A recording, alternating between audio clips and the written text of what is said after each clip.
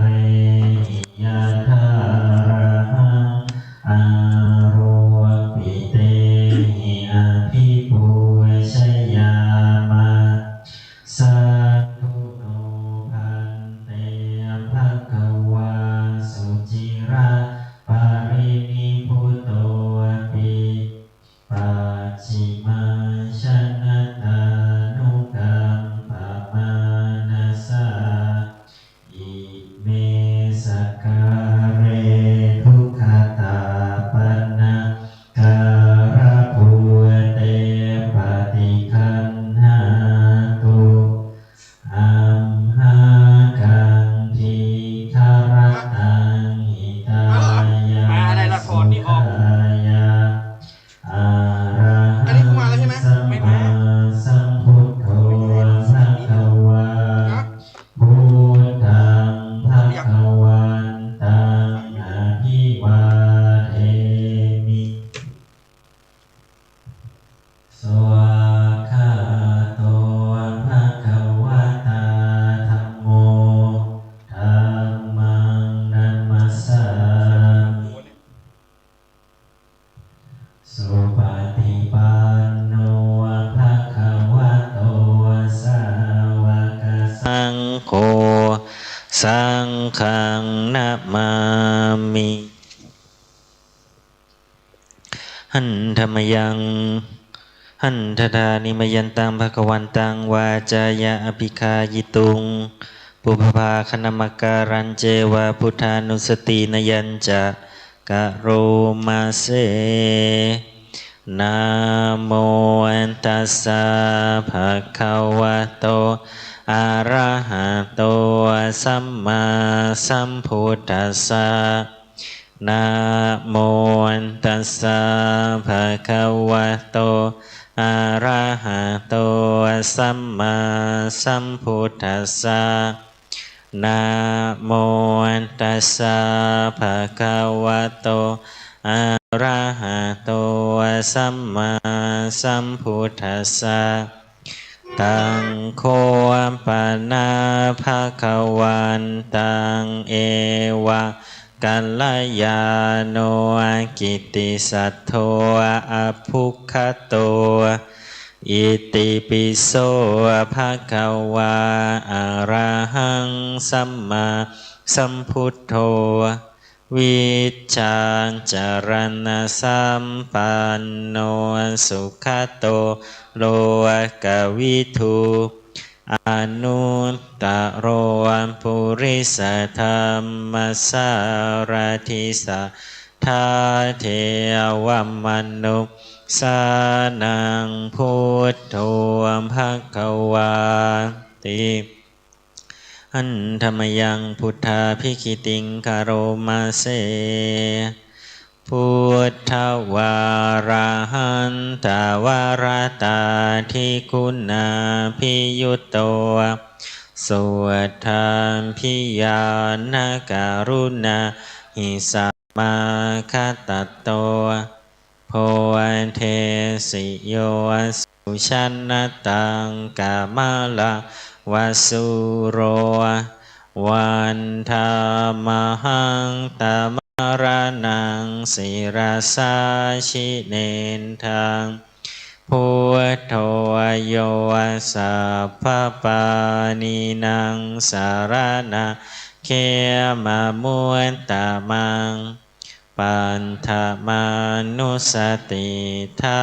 นังวันธามิตาสิเรนะหังพุทธัสสะหัสมิทาโสวะพุทโธเมสามิกิสโรพุทโธทุกขาสักขตาจาวิทาตาจาหิตาสเมทัสสะหังนิยาเทมิสาริรันชีวิตันจิทังวันทันโตหังจาริสามิพุทธเสวสุโพธิตัง นาทิเมสารนังอัญญังพุทโธเมสารนังวารังเอเตนะสัจวะเชนะวะทายังสัตตุสัสสะเนพุทธังเมวันทะมาเนนะยังปุญญังปัสสุตังอิทัสสะเพมปิอันตรายาเมมะเหสุงตัสสะเตชะสะกายเนวาจายวะเจตสาวาพุทเทกุกัมมังภกตังมยายังพุทโธปฏิคันหตุอจยันตังกาลันตะเรสังวริตุงวะพุทเทหันธรรมยังธรรมานุสตินยังกาโรมาเสสวากขา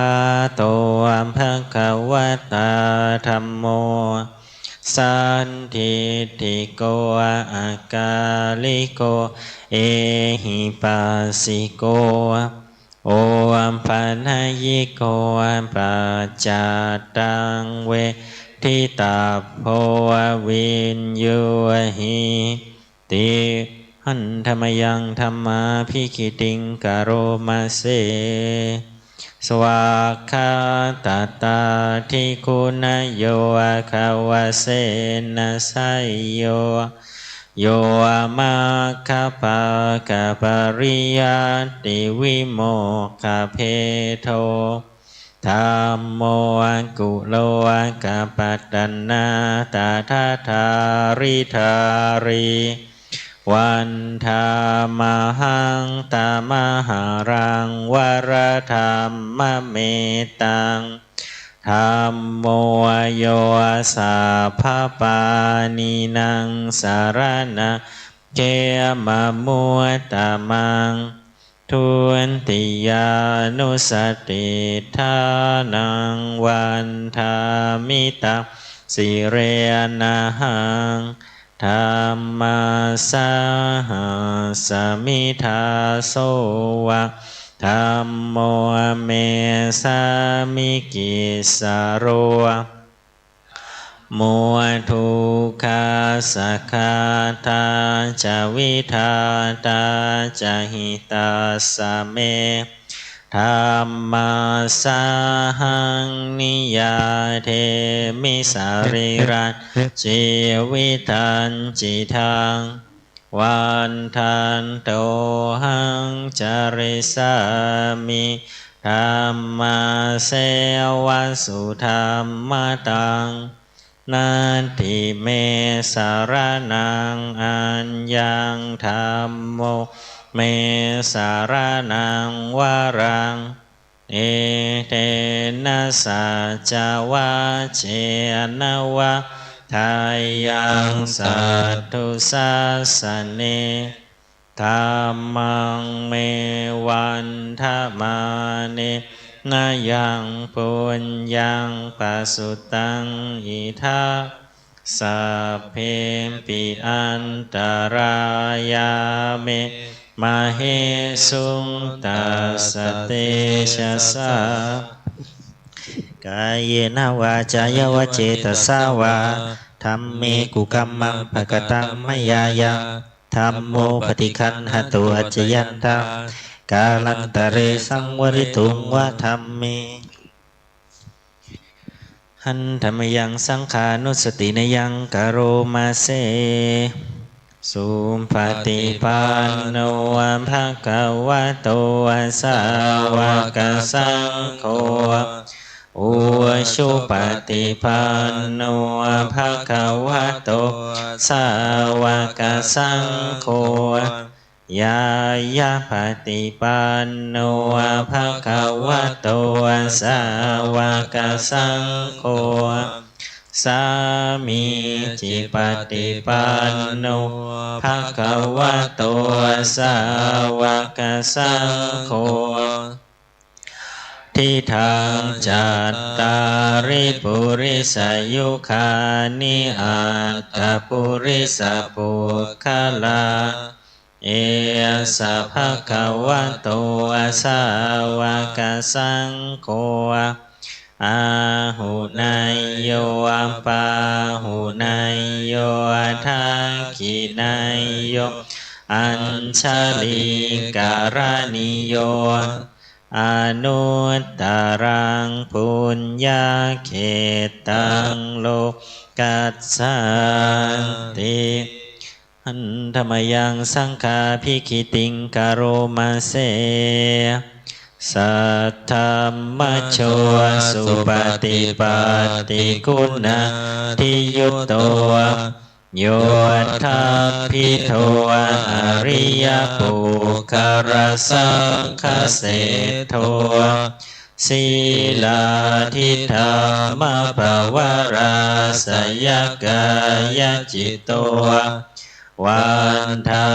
มหังตมริยานาคันนาสุสุทังสังโฆโยสัพพปานินังสารนังเขมามุตตะมังตันติยานุสติทานังวันธามิตังสิเรนะหังสังฆัสสะหัสมิทาโสวะสังโฆเมสามิกิสโรสังโฆทุกขาสักขาตาจวิทาตาจหิตาสเมสังฆัสสะหังนิยาเทมิสาริรัญชีวิตังจิทังวันทันโตหังจริสามิสังฆัสโสปฏิปันนตังนาทิเมสารนังอัญญังสังโฆเมสารนังวารังเอนเตนะสัจจวัจเจนะวัฏทายังสัตตุสัสสะเนสังฆังเมวันธมาเนนะยังปุญญาปัสสุตังอิทังสัพเพปิอันตรายาเมมเหสุงตัสสะเตชะสากายเนวาจายวเจตสาวาสังเคกุกัมมังภกตังมัจยายังสังโฆปฏิคันหตุอัจจยันตังกาลันตะเลสังวริตุงวะสังเคหันธรรมยังอติตปัจเจเวคณาปาทังพนามาเสอาชมยาอปัจเจเวคิตวายังจีวรังปริพุตังตังยาวาเทวาสิตัสสะปฏิฆาตายาอุณหัสสะปฏิฆาตายาดังสมากัสวาตาตาปาสิริงสัพพสัมภัสสานังปฏิฆาตายายาวาเทวาหิริโกปินาปฏิชาธนาทังอาจามยาปัจเจเวคิตวาโยปินทปาโตปาริพุตโตโสเนวาทวายานมัตตายานมันดนายานวิภูสนายา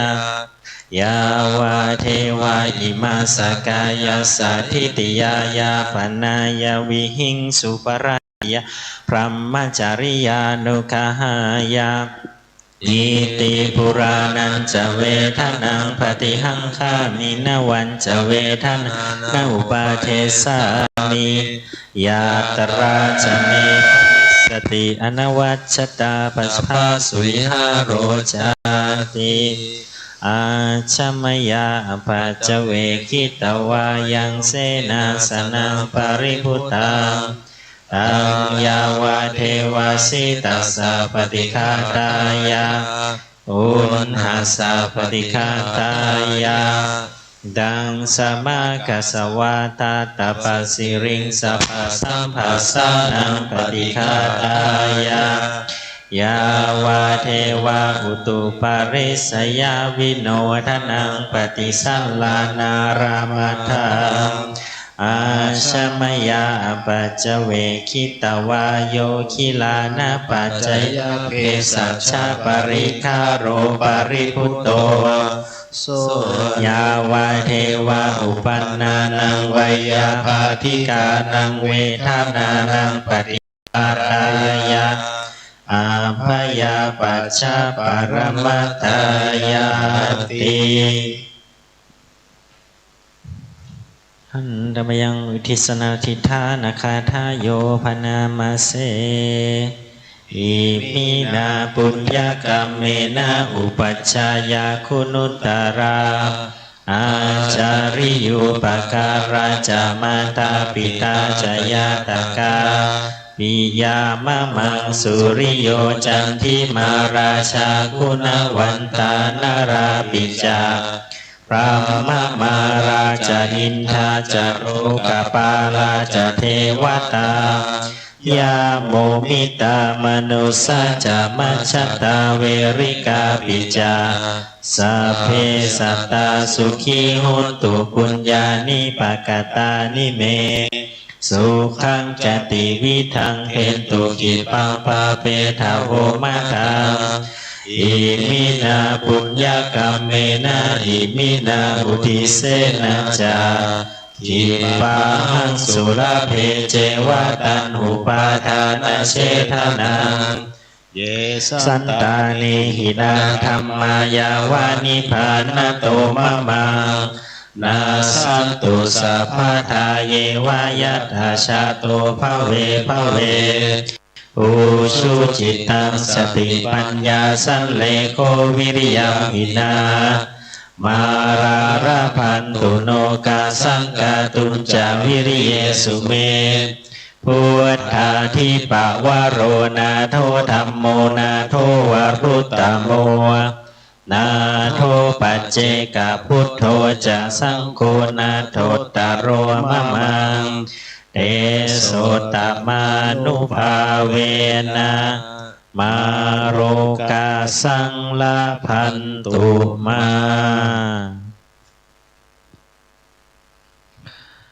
ต่อไปพระสงฆ์ก็จะได้เจริญพุทธมนต์ก็เดี๋ยวตอนอาราธนาศีลก็เอาพร้อมกันกับตอนอโหสิกรรมไปเลยเนาะใช่ไหมครับก็แต่งั้นเดี๋ยวพระสงฆ์จะชุมนุมเทวดาจากนั้นก็จะได้สวดมนต์ที่หน้า8เนาะพี่เลียวอาราธนาพระบริตรหน่อยแล้วกัน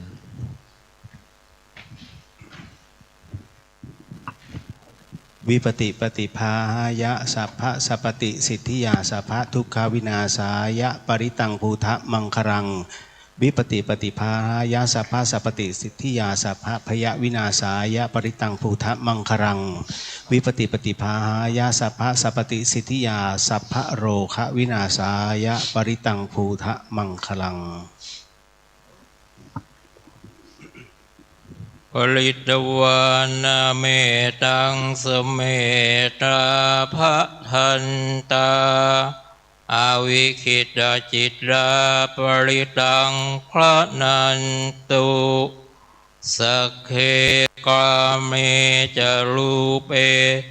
กิลิขิตลตเตจันดาลิเควิมาเนอาลามาหุเทเตอุมมาจยันตุเทวา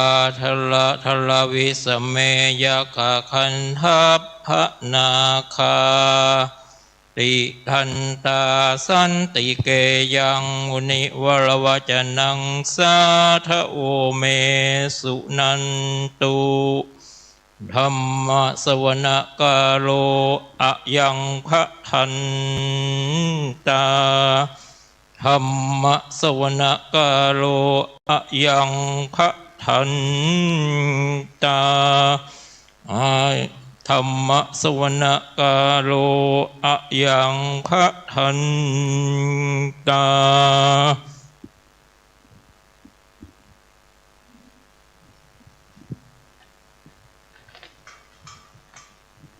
นะโมตัสสะภะคะวะโตอะระหะโตสัมมาสัมพุทธัสสะนะโมตัสสะภะคะวะโตอะระหะโตสัมมาสัมพุทธัสสะนะโมตัสสะภะคะวะโตอะระหะโตสัมมาสัมพุทธัสสะพุทธังสารนังคัจฉามิธัมมังสารนังคัจฉามิสังฆังสารนังคัจฉามิทุติยัมปิพุทธังสารนังคัจฉามิทุติยัมปิธัมมังสารนังคัจฉามิทุติยัมปิสังฆังสารนังคัจฉามิตติยัมปิพุทธังสารนังคัจฉามิตติยัมปิธัมมังสารนังคัจฉามิตติยัมปิสังฆังสารนังคัจฉามิพุทธังชีวิตังยาวานิพพานังสารนังคัจฉามิธัมมังชีวิตังยาวานิพพานังสารนังคัจฉามิสังฆังชีวิตังยาวานิพพานังสารนังคัจฉามิทุติยัมปิพุทธังชีวิตังยาวานิพพาสารนังคัจฉามิทุติยัมปิธัมมังชีวิตังยาวานิพพานังสารนังคัจฉามิทุติยัมปิสังฆังชีวิตังยาวานิพพานังสารนังคัจฉามิตติยัมปิพุทธังชีวิตังยาวานิพพานังสารนังคัจฉามิตติยัมปิธัมมังชีวิตังยาวานิพพานังสารนังคัจฉามิตติยัมปิสังฆังชีวิตังยาวานิพพานังสารนังคัจฉามินะโมเมสาภาพุทธานังทวติงสาวาราลาคาโนตันหังการโรมหาวีโรเมทังการโรมหายาโสสารานังการโรโลกาหิโตติปังการโรชุตินทาโรกนทัญโยชานาปะโมโคมังคาโลปุริสาสะสุมาโนสุมาโนทิโรเรวะโตราติวัฏาโนโสภิโตคุณาสัมปันโนอโนมาทัสสิชานุตตโมภาทุโมโลกาปัจโชโตนารัตโตวาราสารทิปาทุมุตตารโรสัตตาสารโรสุเมโทอาปาติปุคาโลสุชาโทสัพพะโลกาโคปิยาทัสสินาราสะโพอาทาทัสสิการุณิโกธัมมาทัสสิตาโมนุโตสิทธาโตอาสาโมโลเกติโสจาวาทาตังวะปุโสจาวาราโทพุทโธวิปัสสิจาอนุปาโมสิกิสัพพะหิโตสัทธเวสะภูสุขทายะโกกาคุสันโทสัทธาวาโหโกนาคามโนราชาโหกาสะโพสิริสัมปันโนโคตโมสักกายปุงคาโวอัตถวิสติสังฆาตาอิเมพุทธาม หิทิกาการุณาคุณสัมปันนาสัพพะโลกาภิปุชิตาเอเตทัสสะภาลาพุทธาอุตตมะอาคาปุคาลาเตปิสังฆคุณาอาสุงปิติเยอามาตังปะทังเอเตพุทธาติตาจามังคาลาหุนติสัพพทาอัตตวิสติเมพุทเทโยหังวันทาเมสัพพทาเตสังญาเนนะสีเลนะขันติเมภาเลนะจะเตปิโนอนุรักขันตุอาโรคาเยนะสุเขนะจาอัทวิสติเมพุทเทโยนาโรสารานังคาโตกัปปานิสัตตาสหัสสานิทุกขติงโสนาคาจติอัทวิสติพุทธปาริตาสัมพุทเทอัจจวิสัจจทวทัสสัจจสหัสสะเกปัญจสัตตาสหัสสานินามามิสิราสาหังเปสังธัมมัญจสังขัญจอาทาเรนะนามามิหังนามการานุภาเวนะหันตวาสัพเพอุปัฏฐเวอเนกาอันตารายาปิวินาสันตุอาเสสะโตสัมพุทเทปัญจปัญญาสัจจะจตุวิสติสาสะเกทัสสะสัตตาสหัสสานินามามิสิราสาหังเตสังธัมมัญจสังขัญจอาทาเรนะนามามิหังนามการานุภาเวนะหันตวาสัพเพอุปัฏฐเวอเนกาอันตารายาปิวินาสันตุอาเสสะโตสัมพุทเทนาวุตตาราสะเตอัฏฐจัตตาริสัสสะหัสสะเกวิสติสัตตาสหัสสานินามามิสิราสาหังเตสังธัมมัญจสังขัญจาทาเรนะนามามิหังนามการานุภาเวนะหันตวาสัพอุปัฏฐเวอเนกาอันตารายาปิวินาสันตุอาเสสะโตนะโมอะระหะโตสัมมาสัมพุทธัสสะมะเหสิโนนะโมอุตตมะธัมมัสสะสาวกตัสเสวะเตนิธานะโมมหา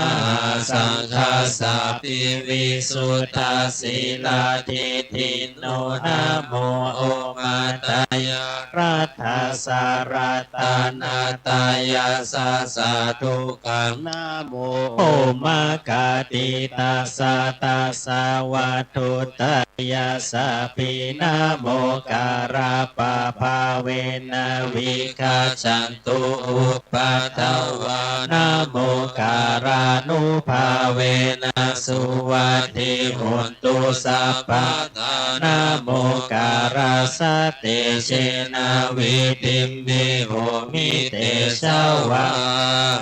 เสวนาจาภารานังปันติตานังจาเสวนาปูชาจาปูชานิยานาเอตัมมังคารามุตตามังปฏิรูปเทสาวาโสจาปุเพ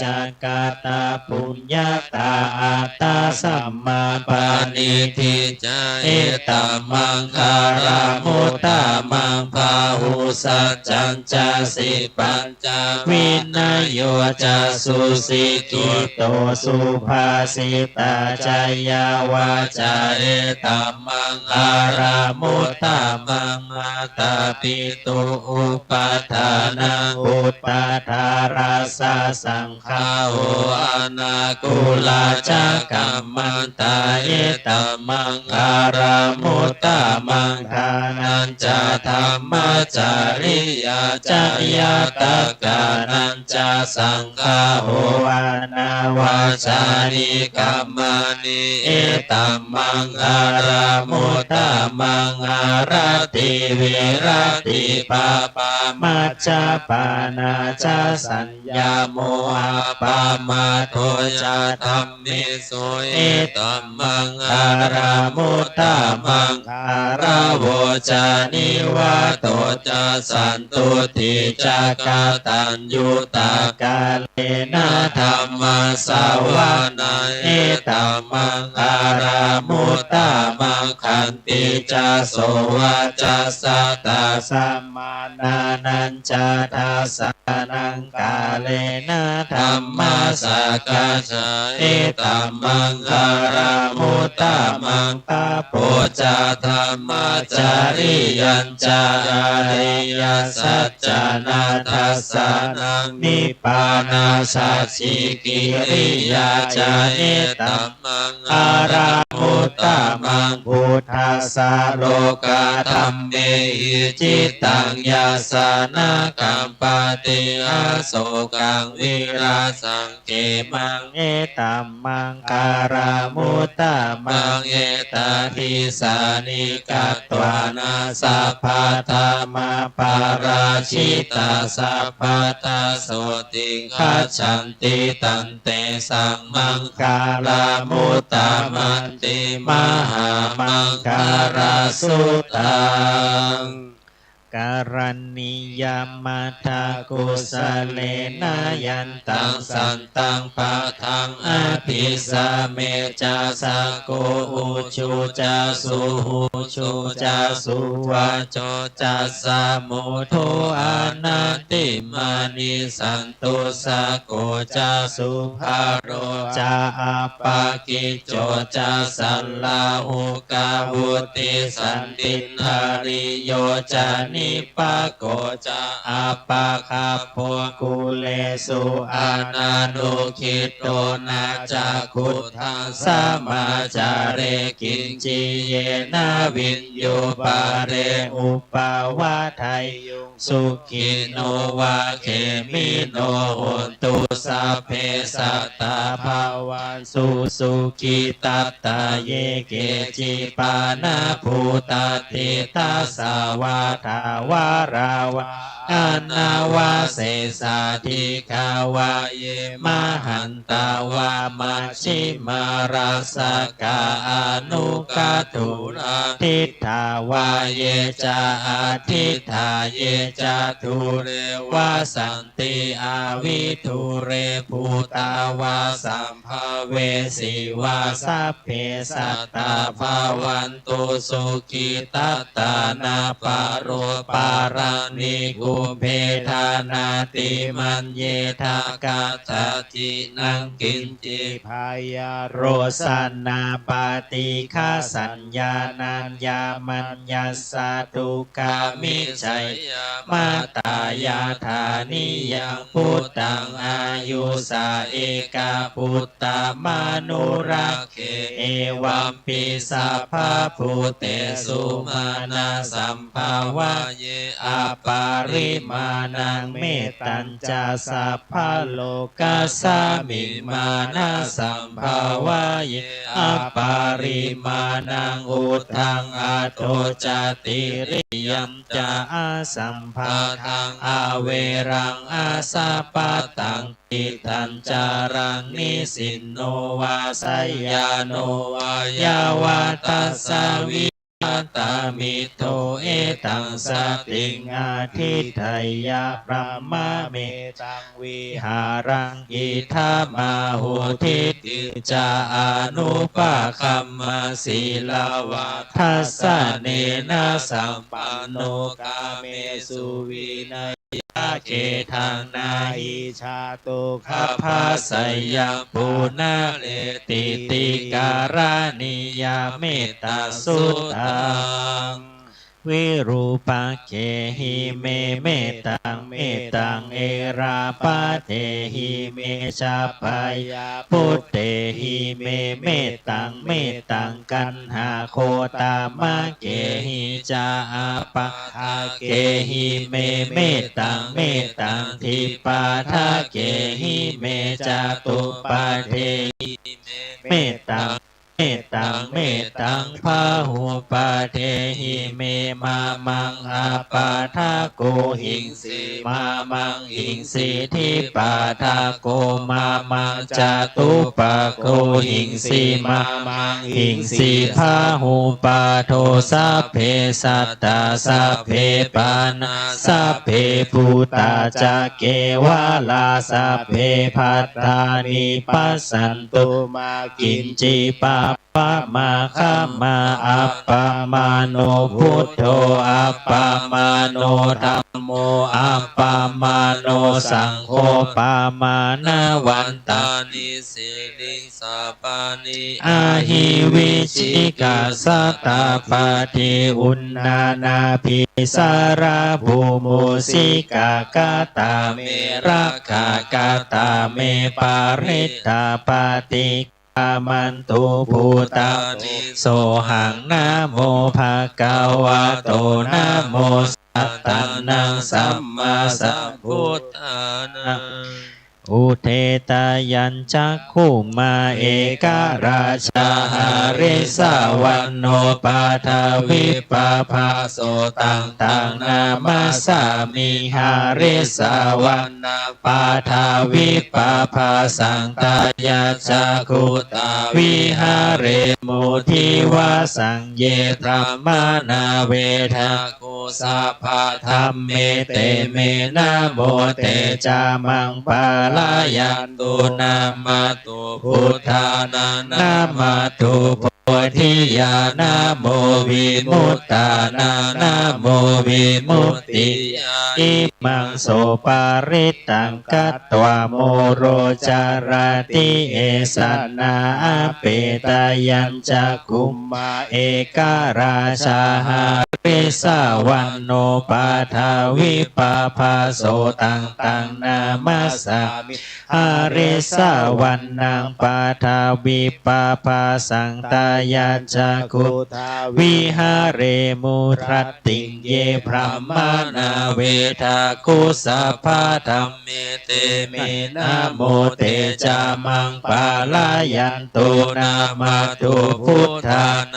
ามาตุโพธิญาณโมวิมุตตานังนะโมวิมุตติยังอิมังโสปาริตังกัตตวาโมโรวาสามะกัปปะยิติโพจังโคสติสังคาโตธัมมานังวิจโยตถาวิริยัมปิติปัสสติโพจังคาจตถาปะเรสมาทุเปกะโพจังคาสติเตสัพพทัสสินามุนีนาสัมมาทัคขาตาภาวิตาภาหุลิกาตาสังวัตตันติอาภิญญายานิพพานายาจาโพธิยาเอเตนะสัจวะเชนะโสทิเตโหตุสัพพทาเอกสามิงสามาเยนะโทโมคัลลานันจักกัสสะปังคิลาเนทุกิเตทิสวาโพชังเคสัตตะ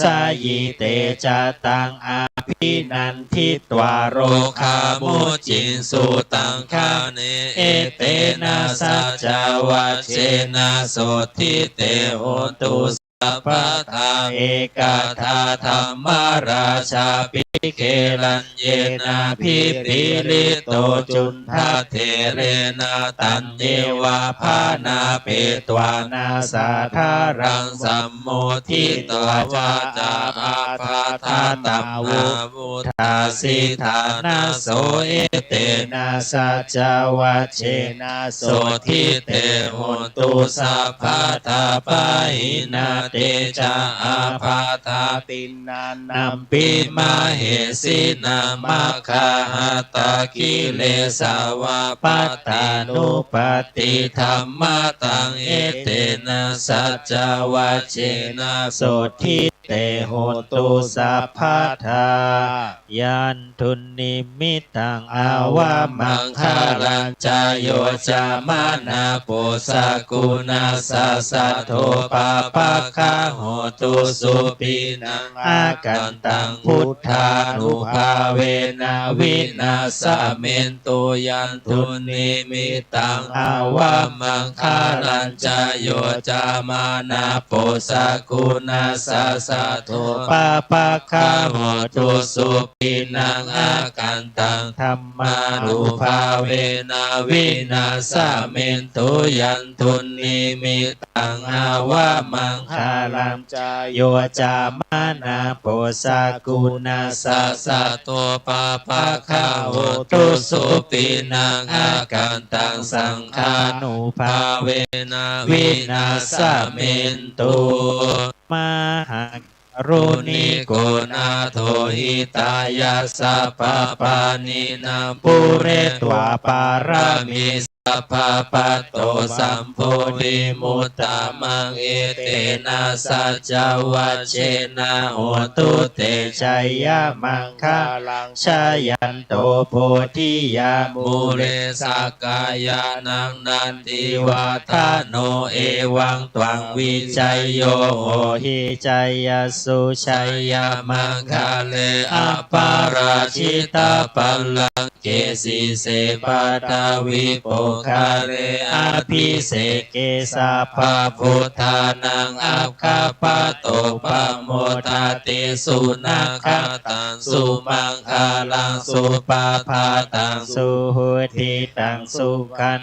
สุโมโหโตจะสุยิตังธรรมจาริสุปาทักขินังกายกรรมังวาจากรรมังปาทักขินาปาทักขินามโนกรรมังปานิทิเตปาทักขินาปาทักขินานิกาตวาลาลาพันตเถปาทักขิเนอันนี้จะสวดเป็นทำนองสังโยกแล้วกันนะเพื่อความคุ้นเคยอนุตรังอภิสัมโพธิงสัมพุชิตวาตถาคโตปัทมังยังอเทเสสิธัมมจักกังอนุตตรังสัมมาเทวาปวัตเตนโตโลเกอัมปติวัตติยังยัตถาคาตาอุโภอันตาปฏิปัตติจะมัตนาจตุสวาริยสัจเจสุวิสุทธังญาณทัสสนังเทสิตังธรรมราเชนะสัมมาสัมโพธิกิตตนังนาเมนะวิสุตตังสุตตังธรรมจักกัปปวัตตนังไวยากรณปาเทนะสังคีตันตัมพนามเสเอวัมเม เมสุตังเอกังสมยังภควาภารนาสิยังวิหารติอิสิปตเนมิขทาเยตราตระโคภควาปัญจวัคคีเยภิกขุอามันเตสิทะเวเมภิกขเวอัมตาปาภชิเตนะเสวิตาอายุจายังกาเมสุกามสุขันลิกานุโยโคหิโนคัมโมโอทุชนิโกอนาริโยอนาถสันหิโตโยจายะอาตากิลมัฏฐานุโยโคทุโคอนาริโยอนา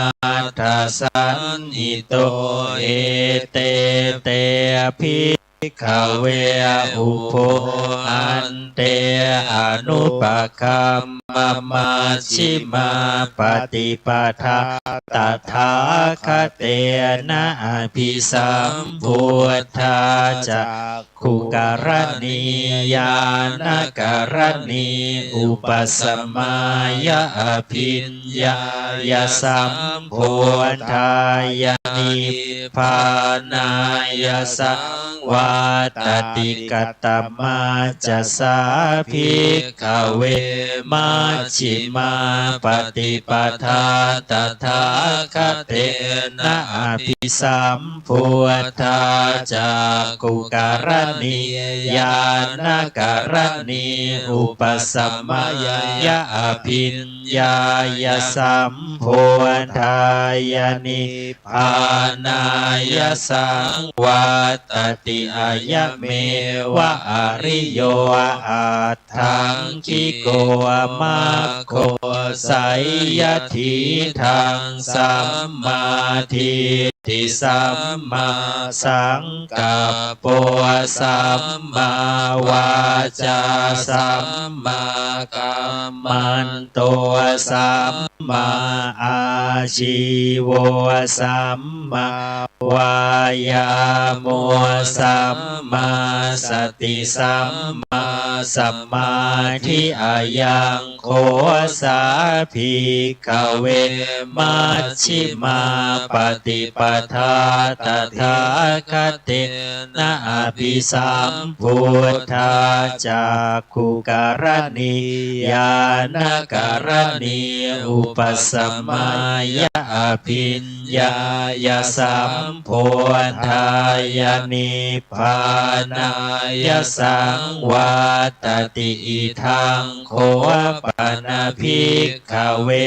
ทุกขังอริยสัจจังชาติปิทุกขาชาราปิทุกขามรณะ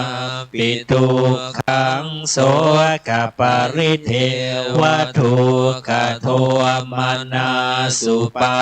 ยาสาปิทุกขาอาปิเยสัมปโยโคทุกโคปิเยหิวิปปโยโคทุกโคยามปิชังนาลภติตัมปิทุกขังสังกิเตนะปัจจุปาทานาขันธาทุกขาอิทังโคปนะภิกขเวทุกขสมุทัยโยอริยสัจจังญายังตัณหาปวโนภาวิกานันทิราคสหคตราตราพินันทินิสัยยทิทังกามตัณหาภวตัณหาวิภวตัณหาอิทังโค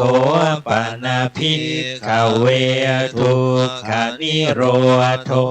อริยสัจจังโย ตัสสะเย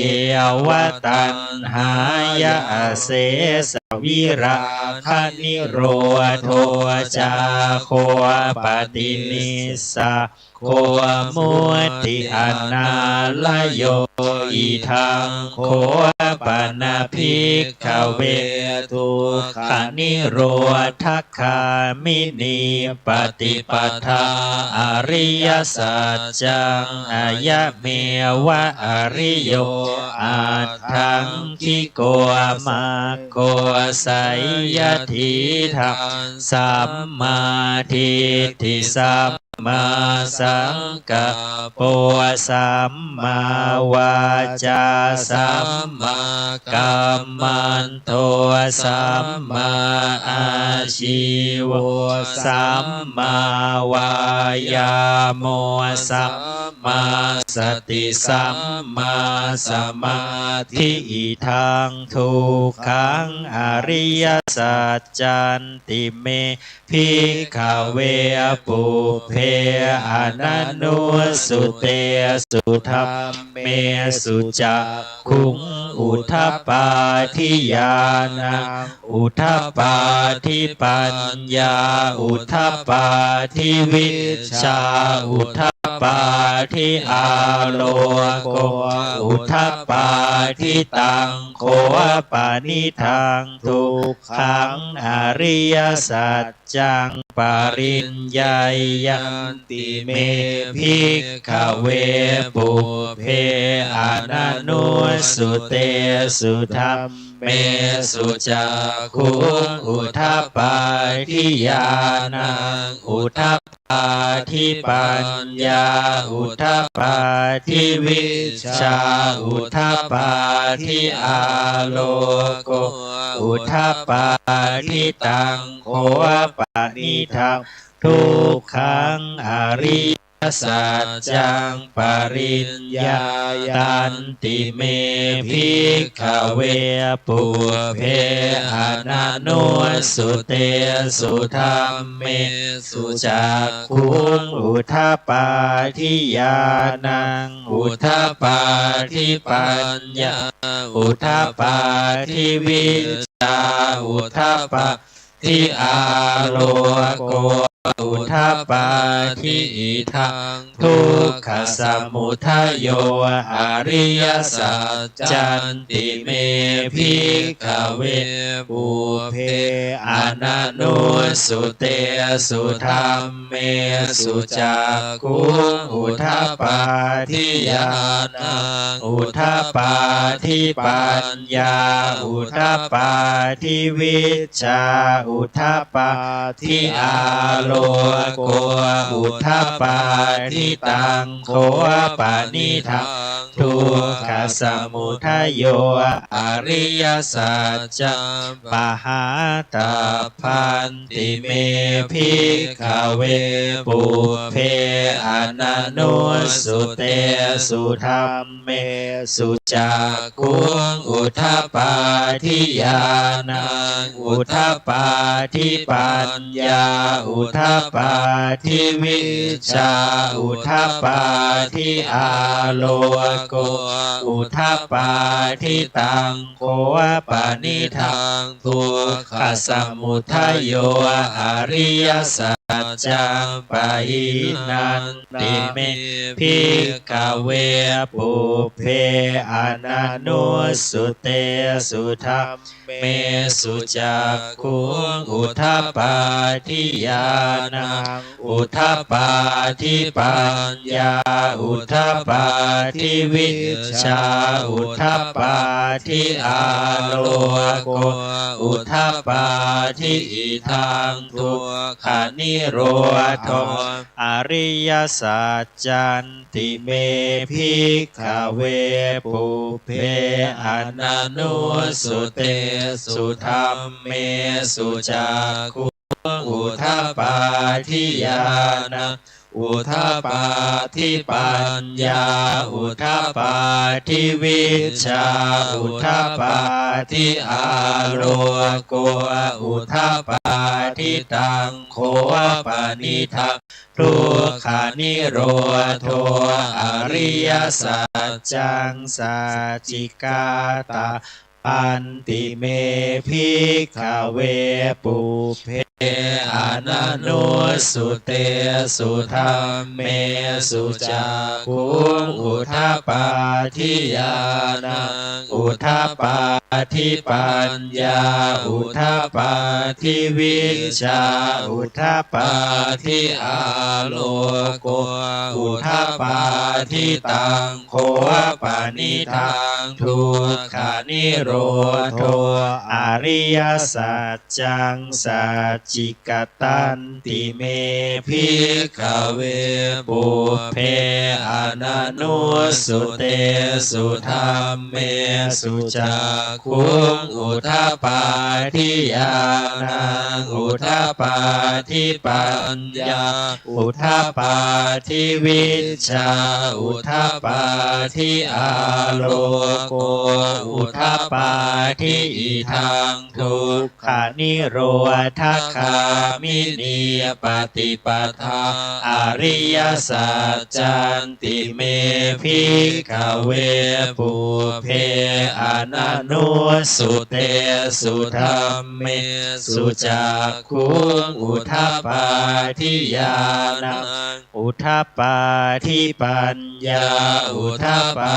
ทิวิชชาอุทาปาทิอาโลโกอุทาปาทิตังโคปานิทังทุกขานิโรธคามินีปฏิปทาอริยสัจจังภาเวตาปันติเมภิกขเวปุเพอนันโนสุเตสุธัมเมสุจักขุงอุทาปาทิญาณังอุทาปาทิปัญญาอุทาปาทิวิชชาอุทาปาทิอาโลโก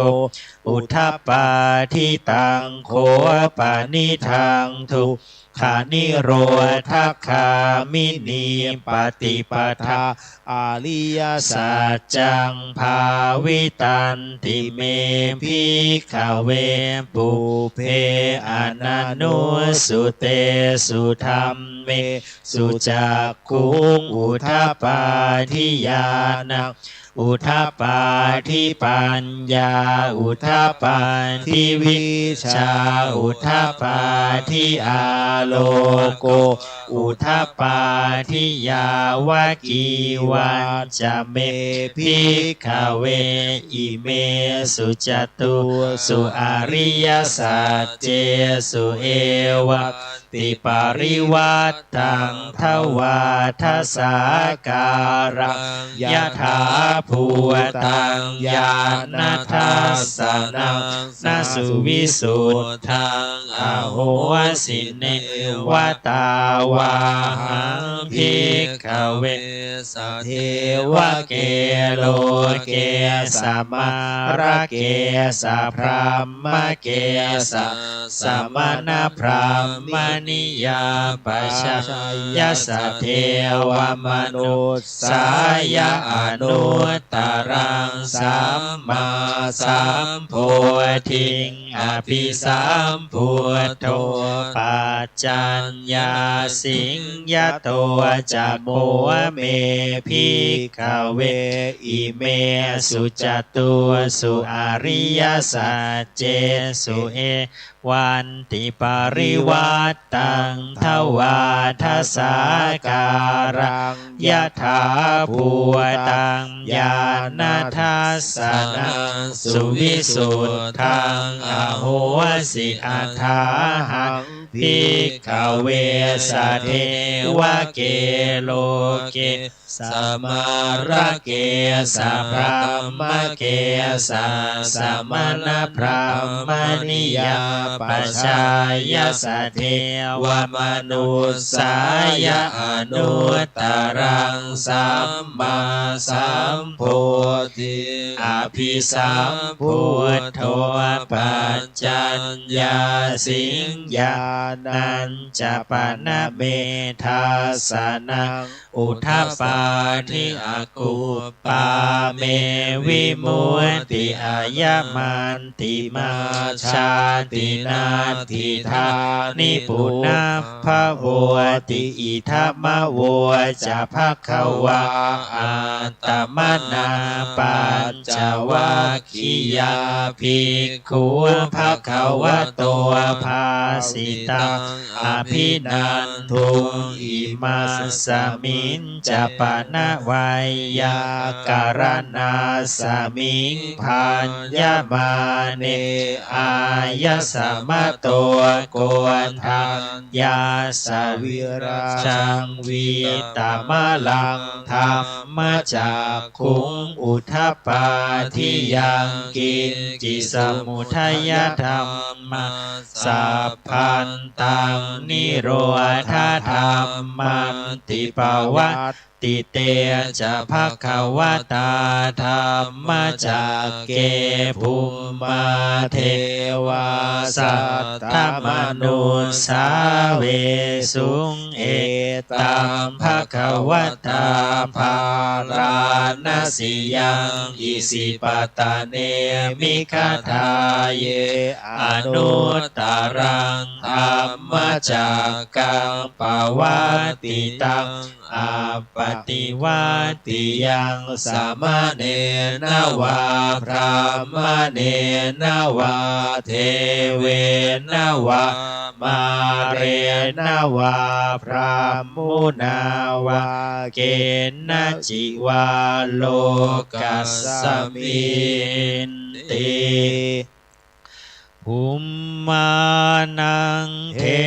วานังสัทธังสุตวะจาตุมหาราชิกาเทวาสัทธมนุสาเวสุงจาตุมหาราชิกานังเทวานังสัทธังสุตวะตาวติงสาเทวาสัทธมนุสาเวสุงตาวติงสานังเทวานังสัทธสุตวายามาเทวาสัทธมนุสาเวสุงยามานังเทวานังสัทธังสุตวะตุสิตาเทวาสัทธมนุสาเวสุงตุสิตานังเทวานังสัทธังสุตวะนิมานรติเทวาสัทธมนุสาเวสุนิมมานรตินังเทวานังสัทธังสุตวะปารณิมิตาวาสวัตติเทวาสัทธมนุ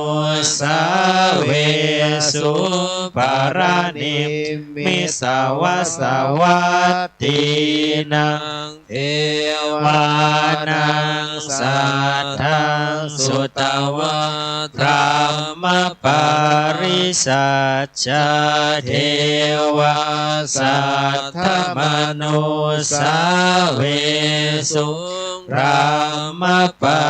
ริสัชชานังเทวานังสัทธสุตวะพระมปโรหิตาเทวาสัทธมนุสาเวสุพระมปโรหิตานังเทวานังสัทธังสุตวะมหาพรหมเทวาสัทธมนุสาเวสุมหาพรหมานังเทวานังสัทธังสุตวะปริตตาภาเทวาสัทธมนุสาเวสุปริตตาภานังเทวานังสัทธังสุตวะอัปปนาภาเทวาสัทธมนุสาเวสุอัปปมานาภานังเทวานังสัทธังสุตวะอาภัสสราเทวาสัทธมนุสาเวสุอาภัสสรานังเทวานังสัทธังสุตวะปริตตสุภาเทวาสัทธมนุสาเวสุปริตตสุภานังเทวานังสัทธังสุตวะอัปปมานะสุภาเท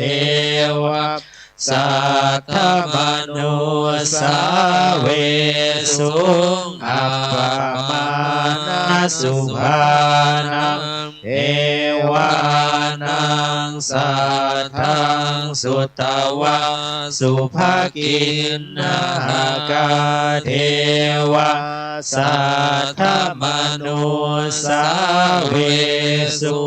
สุภกินนาคานังเทวานังสัทธังสุตวะเวหาภาลาเทวาสัทธมนุสาเวสุเวหาภาลานังเทวานังสัทธังสุตวะอวิหาเทวาสัทธมนุสาเวสุอวิหานังเทวานังสัทธังสุตวะอัตตปาเทวาสัทธมนุสาเวสุอัตตปานังเทวานังสัทธังสุตวะสุทัสสะเทวาสัทธมนุสาเวสุสุทัสสะนังเทวานังสัทธังสุตวะสุทัสสีเทวาสัทธมนุสาเวสุสุทัสสีนังเทวานังสัทธังสุตวะอากานิทากาเทวาสัทธมนุสาเวสุเอตัมภะคะวะตาภารังนัส สิยังอิสิปตาเนมิคทาเยอนุตตรังธรรมจักกังปวัตติตังอาปฏิวัติยังสมเนนวาพรหมเนนวาเอเวนวามาเรนวา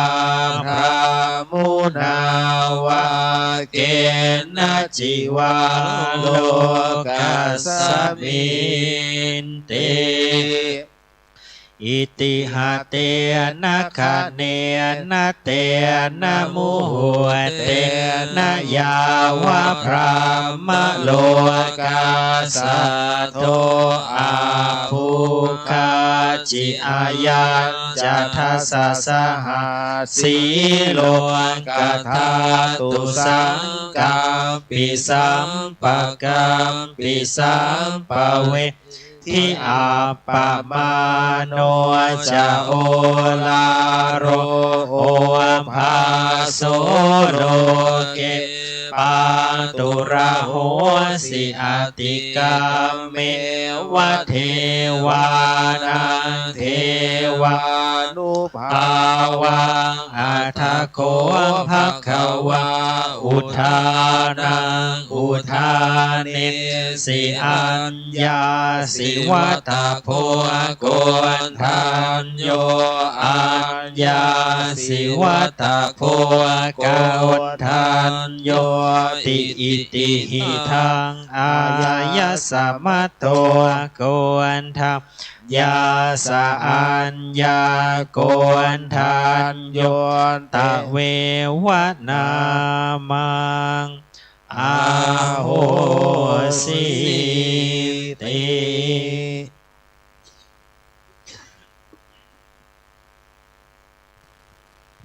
ต่อไปก็วันนี้ก็คาถาเงินล้านเนาะเพื่อสำหรับเพื่อให้เกิดโชคลาภในวันนี้ด้วยเนาะใครที่ได้มาร่วมสวดก็ขอให้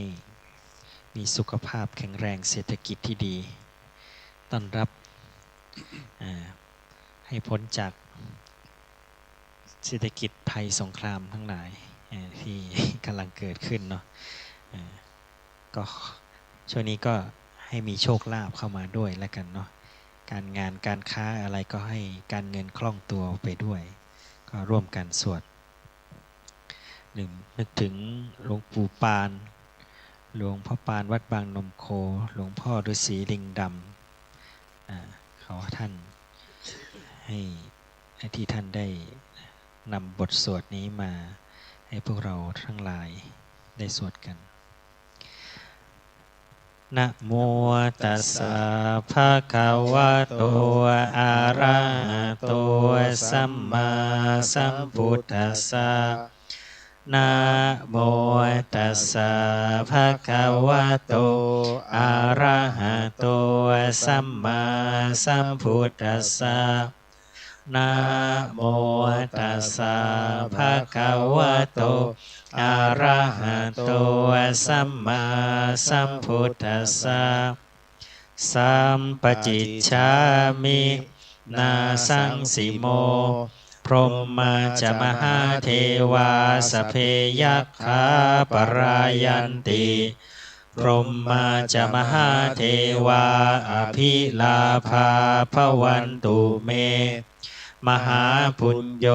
มหาลาโภภวันตุเมมิเตภาหุหาติ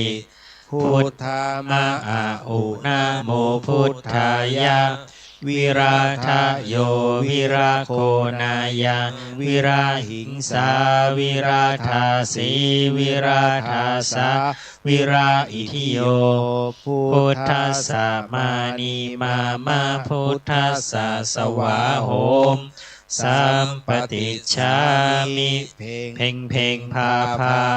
หารือ สัมปจิชามินาสังสีโมพรหมาจมหาเทวาสพเพยัคฆาปรายันติ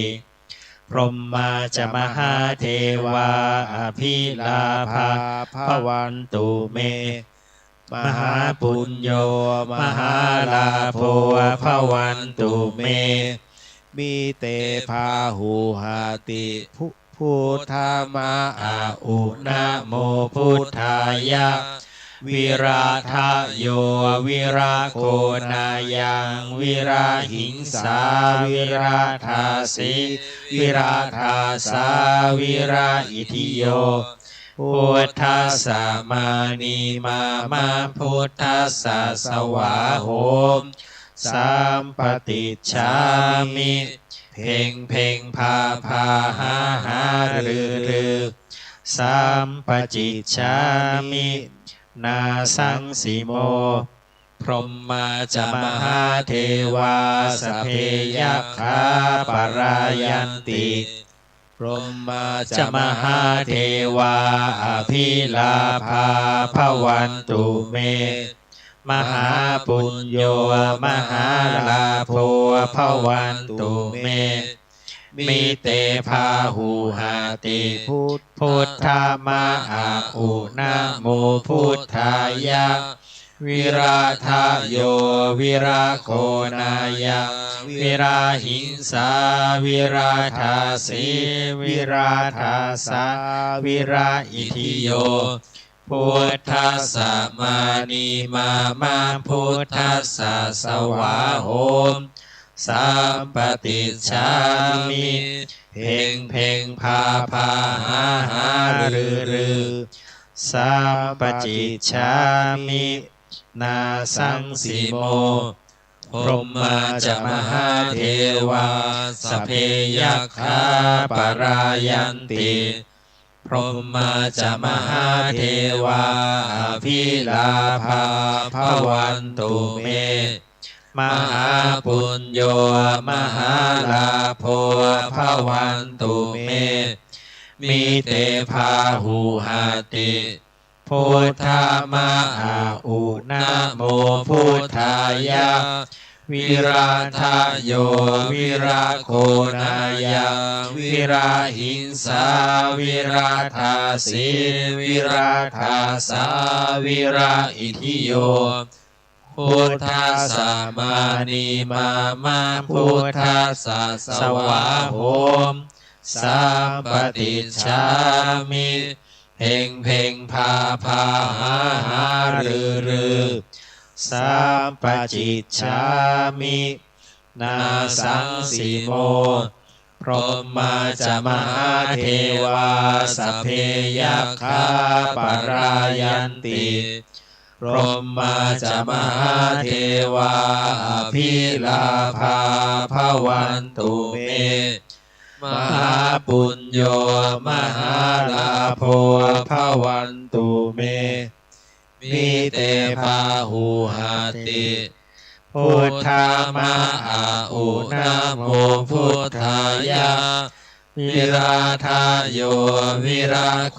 นายังวิราหิงสาวิราธาสิวิราธาสาวิราอิทิโย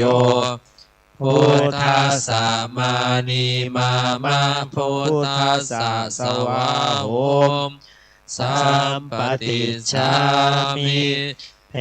พ่งพาหารือสัมปจิชามิ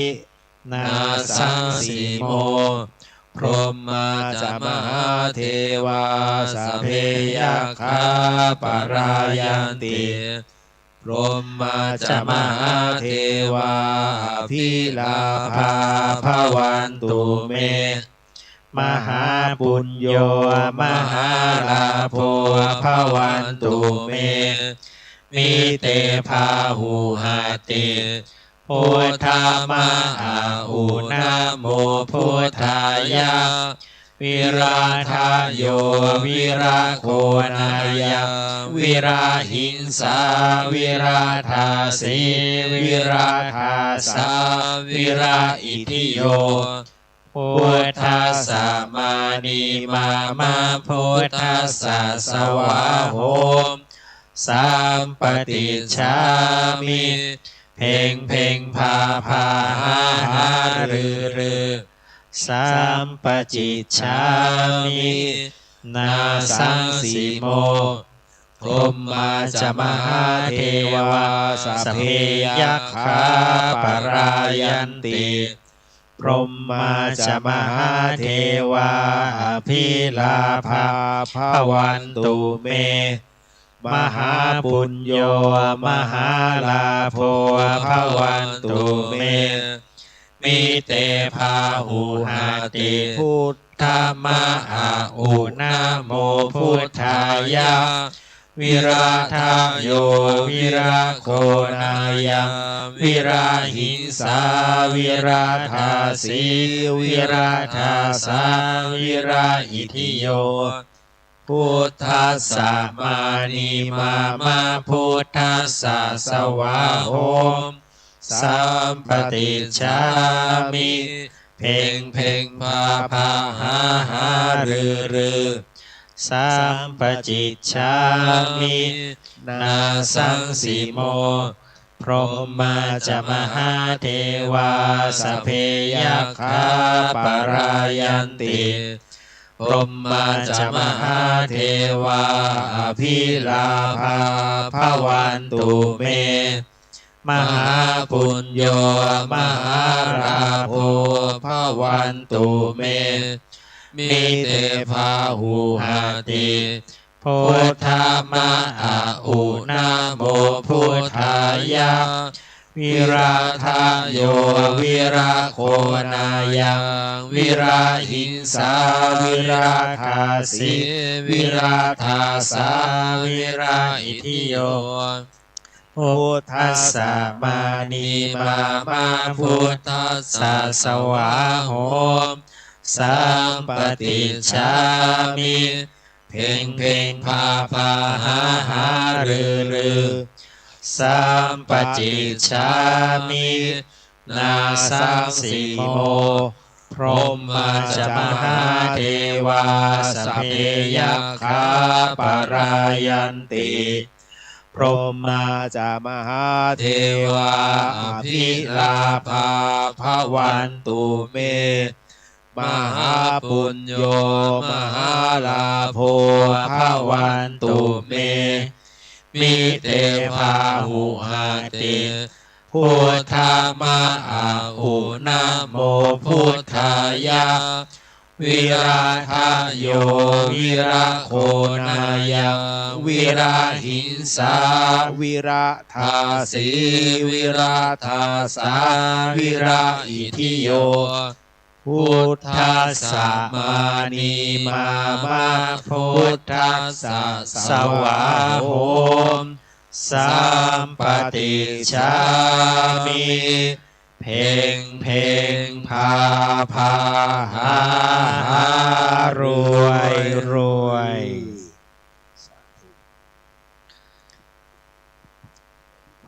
ต่อไปพระสงฆ์ก็จะให้พรนะภวันตุสัพพมังคลังราคันตุสัพพเทวตาสัพพพุทธานุภาเวนัสสทธาโสทิภวันตุเตภวตุสัพพมังคลังราคันตุสัพพเทวตาสัพพธรรมานุภาเวนัสสทธาโสทิภวันตุเตภวตุสัพพมังคลังราคันตุสัพพเทวตาสัพพสังฆานุอาเวนัสสทธาโสทิภวันตุเต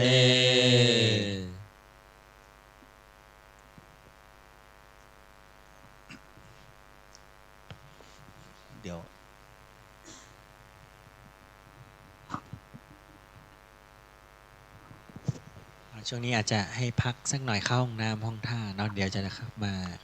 ทำพิธีโหสิกรรมได้ครับครับ เดี๋ยวให้ทางบ้านเตรียมตัวด้วยฮะก็เพิ่งจะตอนนี้2 ทุ่มวันนี้จันทคราสเต็มดวงนะฮะแล้วก็กำลังคลายตัวจะคลายตัวเต็มที่ก็3 ทุ่มครับนะฮะก็จะรออีกทีก็อีก2 ปีนะฮะ ตอนนี้เดี๋ยว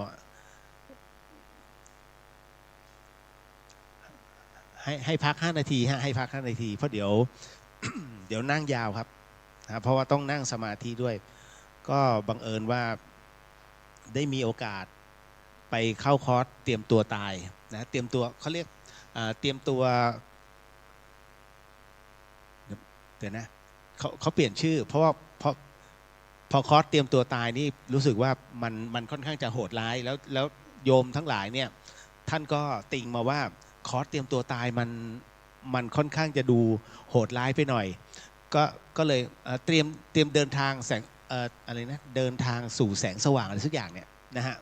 ที่ต้นบุญธรรมสถานโดยท่านมหากิรติซึ่งท่านอยู่ที่วัดป่าบุญล้อมนะฮะที่อุบลราชธานีก็เป็นอีก1 สาขาของ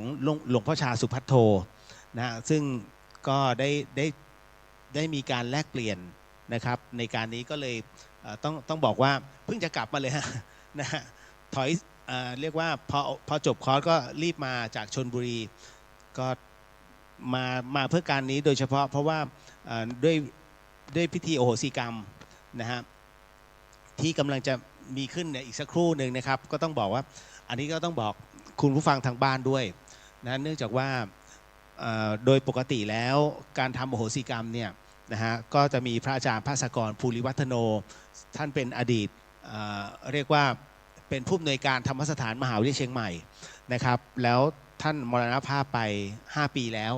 นะครับผมก็เลยต้องดำเนินการตรงนี้ต่ออันเนื่องมาจากว่า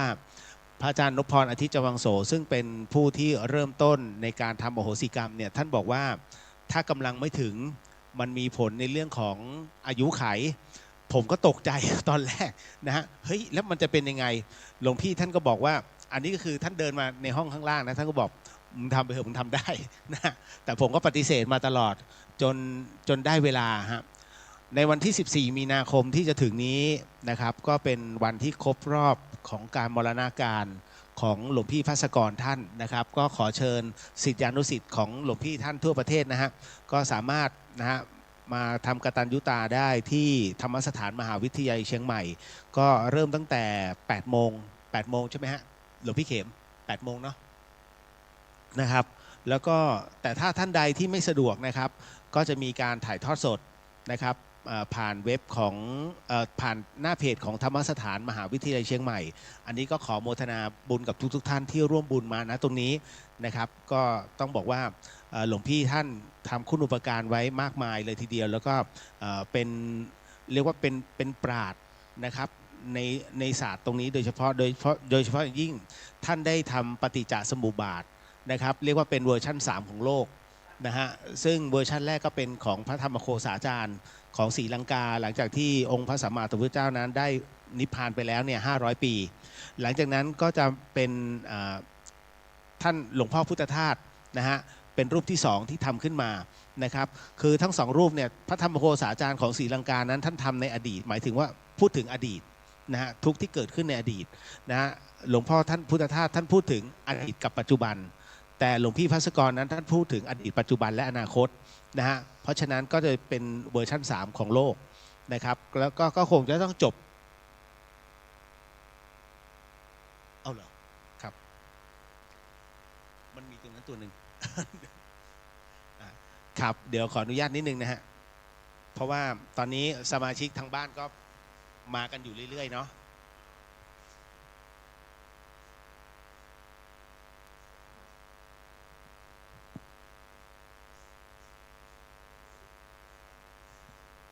ในส่วนของตรงนี้ต้องบอกว่าหลังจากที่จบคอร์สเตรียมตัวเอาใช้คำว่าเตรียมตัวตายได้ง่ายสุดนะฮะจบคอร์สตรงนี้นะครับก็ทำให้เรารู้ว่า ความตายมันใกล้ตัวมากๆซึ่งจริงๆเนี่ยผมเคยตายไปรอบหนึ่งแล้วคราวนี้ผู้ที่ร่วมในคอร์สเนี้ยก็มีที่ตายแล้วฟื้นกลับมาเนี่ยมีอีกสองรายด้วยกันทั้งหมดทั้งมวลนั้นมาแชร์ในเรื่องของจิตนะครับแล้วก็เป็นอะไรที่ค่อนข้างสนุกมากนะฮะหมายถึงว่าในเรื่องของการแชร์ประสบการณ์นะครับพระอาจารย์มหากิรติเนี่ยท่านเป็นพระอีกรูปหนึ่งซึ่งเอาบทของมรณานุสติรวบรวมจากพระไตรปิฎกทั้งหมดเอามาไว้ในส่วนหนังสือของท่านโดยที่มีสมเด็จป.ประยุตโตเนี่ยนะฮะท่านได้ขอพิมพ์นะฮะท่านขอพระมหากิรติเนี่ยจัดการในการพิมพ์แล้วก็ทำการเผยแผ่นะฮะให้กับคณะสงฆ์ทั่วประเทศนะครับก็ถือว่าคือถ้าไม่เจ๋งจริงนะฮะสมเด็จท่านจะไม่ขอ แล้วพอผมฟังทั้งหมดทั้งมวลแล้วเนี่ยโอ้โหฟังปุ๊บยอมรับเลยว่าท่านเก่งมากครับเพราะในอดีตนั้นท่านเป็นหมอนะฮะแล้วเกียรตินิยมอันดับหนึ่งนะครับแล้วก็ไปเรียนที่อเมริกานะฮะแล้วจากนั้นท่านมองดูแล้วว่าพอฟังธรรมะหลวงพ่อชาเสร็จปุ๊บท่านบวชเลยฮะคือไม่สนใจเลยเรื่องของการแพทย์การรักษาเพราะท่านเป็นหมอเด็กเนาะนะฮะท่านก็บอกว่าในส่วนตรงนี้นะฮะท่านใช้ตรงนี้ในการเผยแผ่ดีกว่านะครับแล้วตั้งแต่นั้นเป็นต้นมาท่านบวชอยู่ตอนนี้ถ้า29 พรรษาแล้วนะครับถือว่าเก่งมากฮะนะครับอันนี้ก็แชร์ให้ฟังแล้วเดี๋ยวอนาคตคงจะเปิดคอร์สเตรียมตัวตายที่ธรรมสถาน นะอันนี้ก็ได้ท่านบอกว่าให้ผมเนี่ยมาช่วยในส่วนของตรงนี้ด้วยก็เลยเป็นอีกทางหนึ่งนะครับอันนี้เดี๋ยวต้องบอกไว้ก่อนเพราะความตายมันใกล้ตัวมากเวลามันดับทันทีแล้วถ้าท่านไม่รู้จักในเรื่องของการภาวนานะฮะมันลงทุกขติโดยง่ายซึ่งในคอร์สเนี้ยนะฮะมีคนได้รับรู้ว่าในส่วนของทุกขติแค่แป๊บเดียวเพราะว่าจิตของเราไม่ได้มีการภาวนาอยู่ตลอดเวลาไอตอนที่เขาบอกคือมันค่อนข้างจะร้อนมากนะฮะเพราะมันอยู่ในทุกขติภูมินะฮะส่วนคนที่ภาวนาอยู่ตลอดเวลาก็ใช่ว่าจะรอดนะครับคือถ้าท่านประมาทปุ๊บเนี่ยล่วงหมดผมเป็นคนที่ไม่เคยเชื่อเรื่องภพภูมิมาก่อนจนกระทั่งได้มีโอกาสสัมผัสในเรื่องของภพภูมิปุ๊บเนี่ยโอ้โหไม่เชื่อก็ต้องเชื่อนะครับเพราะเรื่องราวตรงนี้นะครับมันต้องรู้เฉพาะตนแล้วทุกคนหนีไม่พ้นมันนะฮะมันก็แล้วแต่ว่าใครจะเชื่อใครจะไม่เชื่อเพราะว่าขนาดพระอาจารย์เองเนี่ยท่านยังบอกเลยว่าตอนแรกก็ไม่เชื่อแต่พอได้รวบรวมแล้วก็ได้สัมผัสได้รับรู้ได้เห็นเพราะท่านเคยขับรถแล้วรถมันพลิกคว่ำนะที่ถ้าจำไม่ผิดที่อาริโซนาถ้าจำไม่ผิดนะฮะนั่นแหละครับแล้วจิตมันหลุดออกไปท่านถึงได้รับรู้เลยว่าเฮ้ยมันประมาทไม่ได้ท่านจึงรวบรวมทั้งหมดทั้งมวลแม้กระทั่งสติปัฏฐาน4เนี่ยฮะต้องแปลนะท่านถึงจะเข้าใจว่าการเดินเรียกว่าการทำวิปัสสนาหรือว่าการทำสมาธินะครับในรูปแบบของสติปัฏฐาน4น่ะพระพุทธเจ้าท่านพูดถึงอะไรบ้างนะฮะซึ่งตรงเนี้ยพอผมได้เห็นในสิ่งที่ท่านแปลออกมาโอ้โหนึกในใจคือบางที่ก็สอนผิดนะไม่ใช่คือสอนตามความเข้าใจแต่ไม่ได้สอนตามที่พระพุทธเจ้าบอกพอได้สอนนี้อ้าวพระพุทธเจ้าท่านสอนงี้อย่างนี้ต้องแปลนะฮะต้องแปลถ้าไม่แปลท่านจะงูวัวปลาทันทีนะครับก็เป็นอีกหนึ่งประสบการณ์ใหม่ที่ได้สัมผัสมาแล้วก็เข้าสมาธิได้เร็วมากนะฮะเดี๋ยวเอาไว้ค่อยมาเรียนกันต่อก็น่าจะได้เวลาป่ะ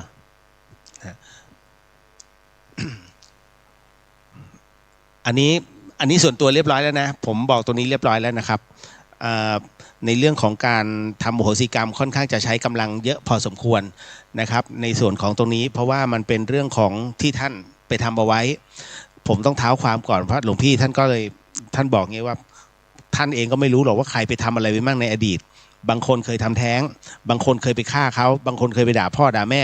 นะฮะแล้วพวกนี้มันเป็นกรรมหนักเพราะฉะนั้นเนี่ยมันก็มีฟีดแบ็กบ้าง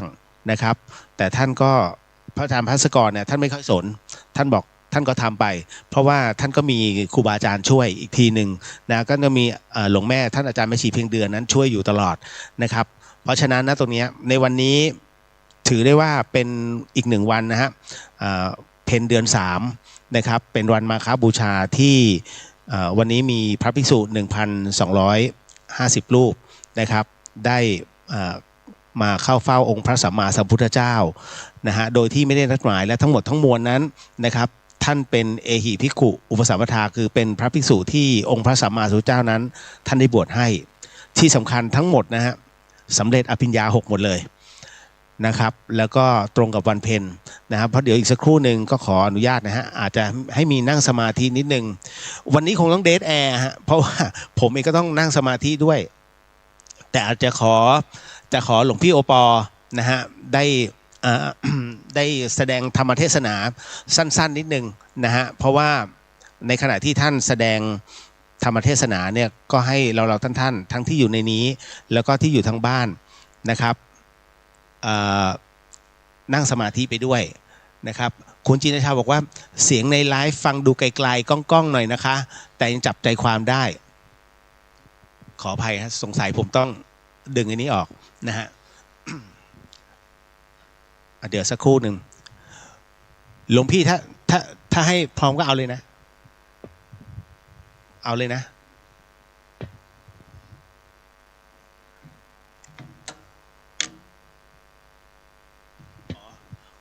ผมดึงออกเลยฮะ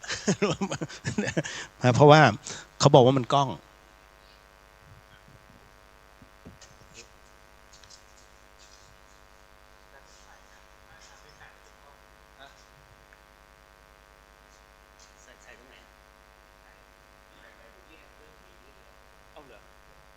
ในนี้บอกกล้องในไลฟ์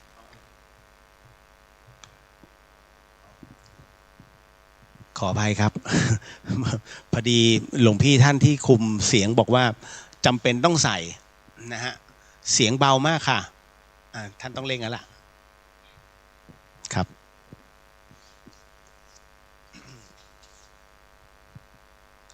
ขออนุญาตนะครับนะฮะผมเริ่มเลยนะหลวงพี่ นะครับก็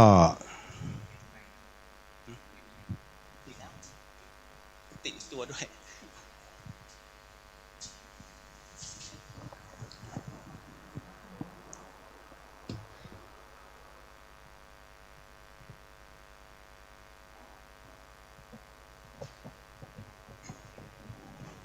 ครับ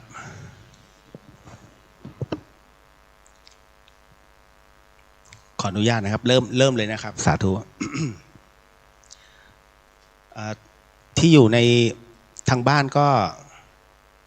ยังไม่ได้พูดจ้ะ บอกเสียงเบาไม่ได้ยินยังไม่ได้พูดครับที่อยู่ทางบ้านกำหนดจิตตามเนอะส่วนที่อยู่ทางนี้นะครับก็กำหนดจิตตามนะครับเดี๋ยวมันจะมีถ้าในส่วนของอโหสิกรรมเนี่ยนะครับก็จะมีบางช่วงนะฮะให้พูดตามแล้วก็บางช่วงก็จะให้กำหนดจิตตามเช่นกันนะครับเดี๋ยวผมขออนุญาตนำเพราะเดี๋ยวให้รับศีล8นะครับแม่ชีนะครับไม่เป็นไรแม่ชีก็ศีล8อยู่แล้วนะครับจริงๆความรู้ใหม่ผมเพิ่งได้มาศีล8มันมีทั้งให้กินข้าวเย็นได้ด้วย ผมก็งงฮะจริงเหรอแล้วก็มีจริงฮะตามพระสูตรเลยเดี๋ยวสักครู่นะครับเอาเริ่มนะฮะ สาธุ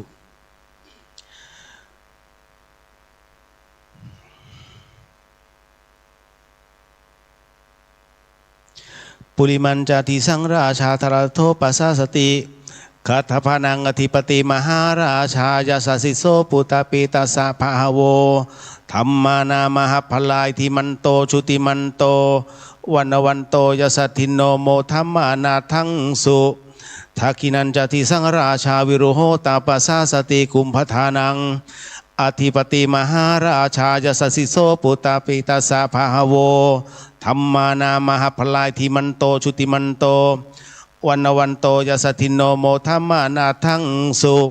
ปัจฉิมันจติสังราชาวิรูปโคปัสสสตินาคานังอธิปติมหาราชายาสสิโสปุตตปิตัสสะภะโวธรรมานามหพลายทิมันโตชุติมันโตวันโตยสัทธินโนโมธรรมานาทังสุอุตรัญจติสังราชากุเวโลตาปัสสสติยคานัง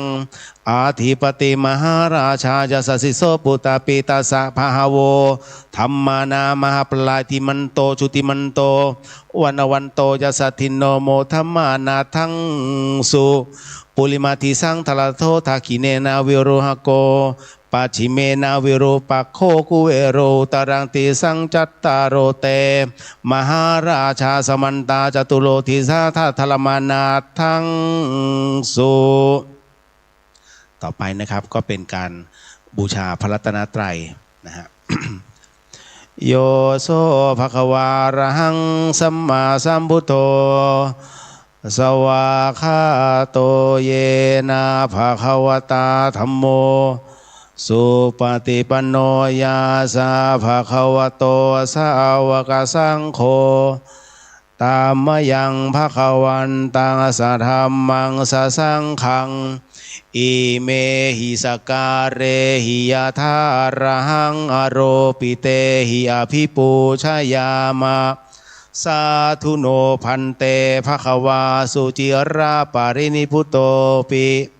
ปาชิมาชนะตานุกรรมปมานาสาอิเมสการเรทุกขตาปันนาการะภูเตปฏิคันหาตุอัมหากังทีคารตังหิตายาสุขายาอะระหังสัมมาสัมพุทโธภควาพุทธังภควันตังอภิวาเทมิกราบสวากขาโตภควตาธัมโมธัมมังนามาสามิกราบสุปฏิปันโนภควโตสาวกสังโฆสังฆังนามามิกราบตั้งนะโมนะฮะนะโมตัสสะภะคะวะโตอะระหะโตสัมมาสัมพุทธัสสะนะโมตัสสะภะคะวะโตอะระหะโตสัมมาสัมพุทธัสสะนะโมตัสสะภะคะวะโตอะระหะโตสัมมาสัมพุทธัสสะพุทธังสรณังคาฉามิธัมมังสรณังคาฉามิสังฆังสรณังคัจฉามิทุติยัมปิพุทธังสรณังคัจฉามิทุติยัมปิธัมมังสรณังคัจฉามิทุติยัมปิสังฆังสรณังคัจฉามิตติยัมปิพุทธังสรณังคัจฉามิตติยัมปิธัมมังสรณังคัจฉามิตติยัมปิสังฆังสรณังคัจฉามิต่อไปเป็นการสมทานศีล8นะฮะก็ขอให้ทุกท่านนั้นได้สมทานศีล8ก่อนและเดี๋ยวค่อยลาตอนหลังส่วนศีล5นั้นในช่วงของอโหสิกรรมนั้นหมายถึงว่าท่านเป็นตัวแทนกับเจ้ากรรมนายเวรหรือว่าตัวแทนของเทพเทวดาซึ่งเขาไม่สามารถจะมาอาราธนาได้นั่นคือศีล5ที่ท่านต้องนำแทนเขานะครับว่าศีล8นะครับปานาติปาตาเวรมณีสิกขาปะทังสมาธิยามิ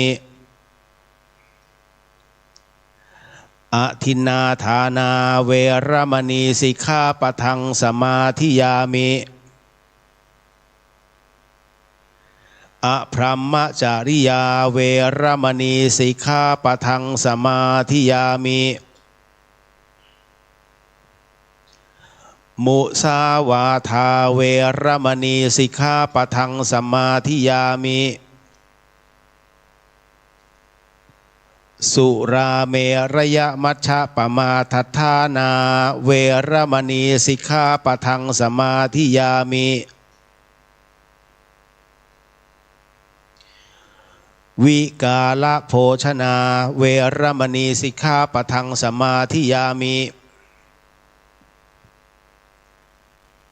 นัจจะคีตะวาทิตะวิสุกะทัสนา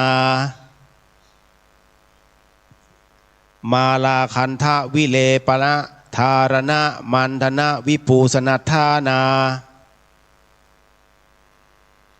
เวรมณีสิกขาปะทังสมาธิยามิ อุจจาสยนะมหาสยนาเวรมณีสิกขาปะทังสมาธิยามิ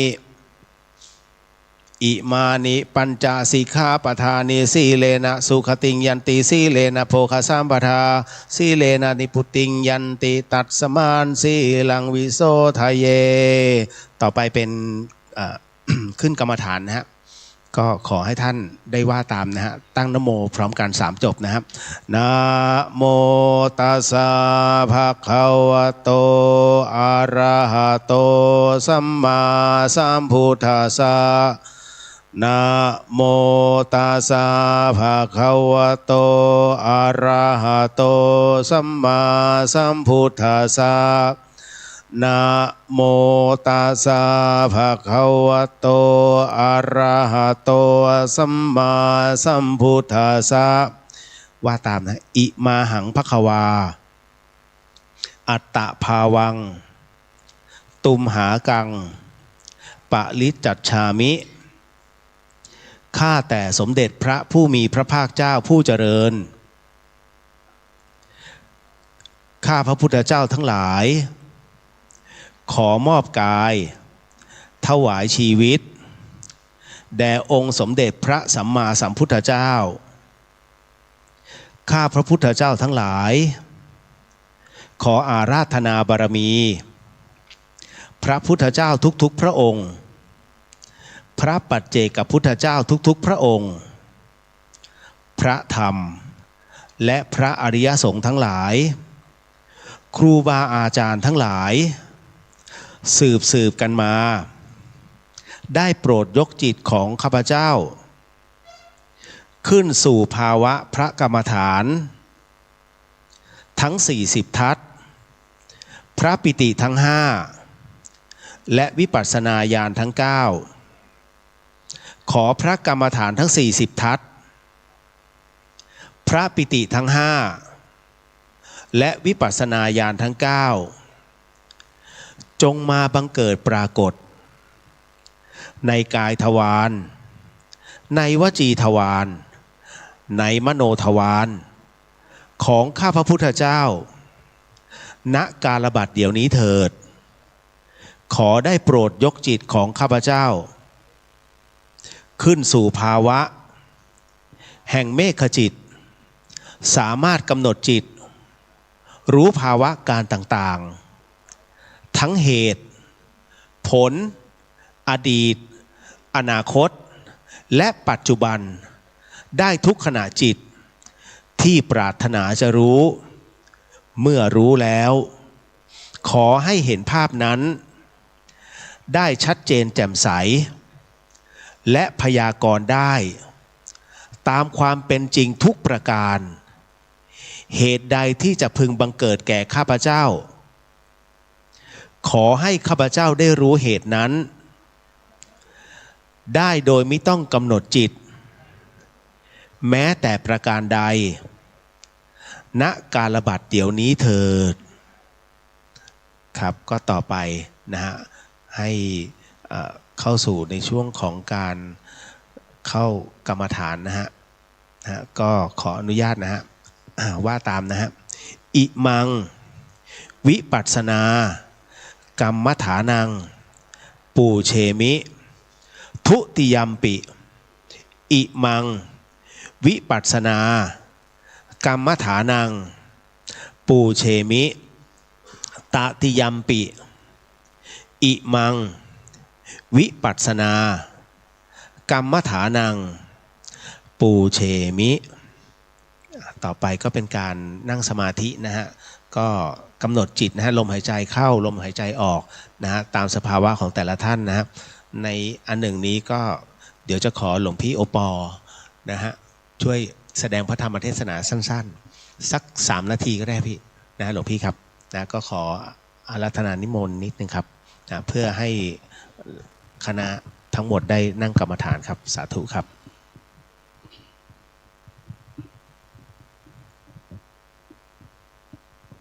ขอนอบน้อมแด่องค์สมเด็จพระสัมมาสัมพุทธเจ้าพระองค์นั้นผู้ไกลจากกิเลสตรัสรู้ชอบได้โดยพระองค์เอง พร้อมทั้งพระธรรมและพระอริยสงฆ์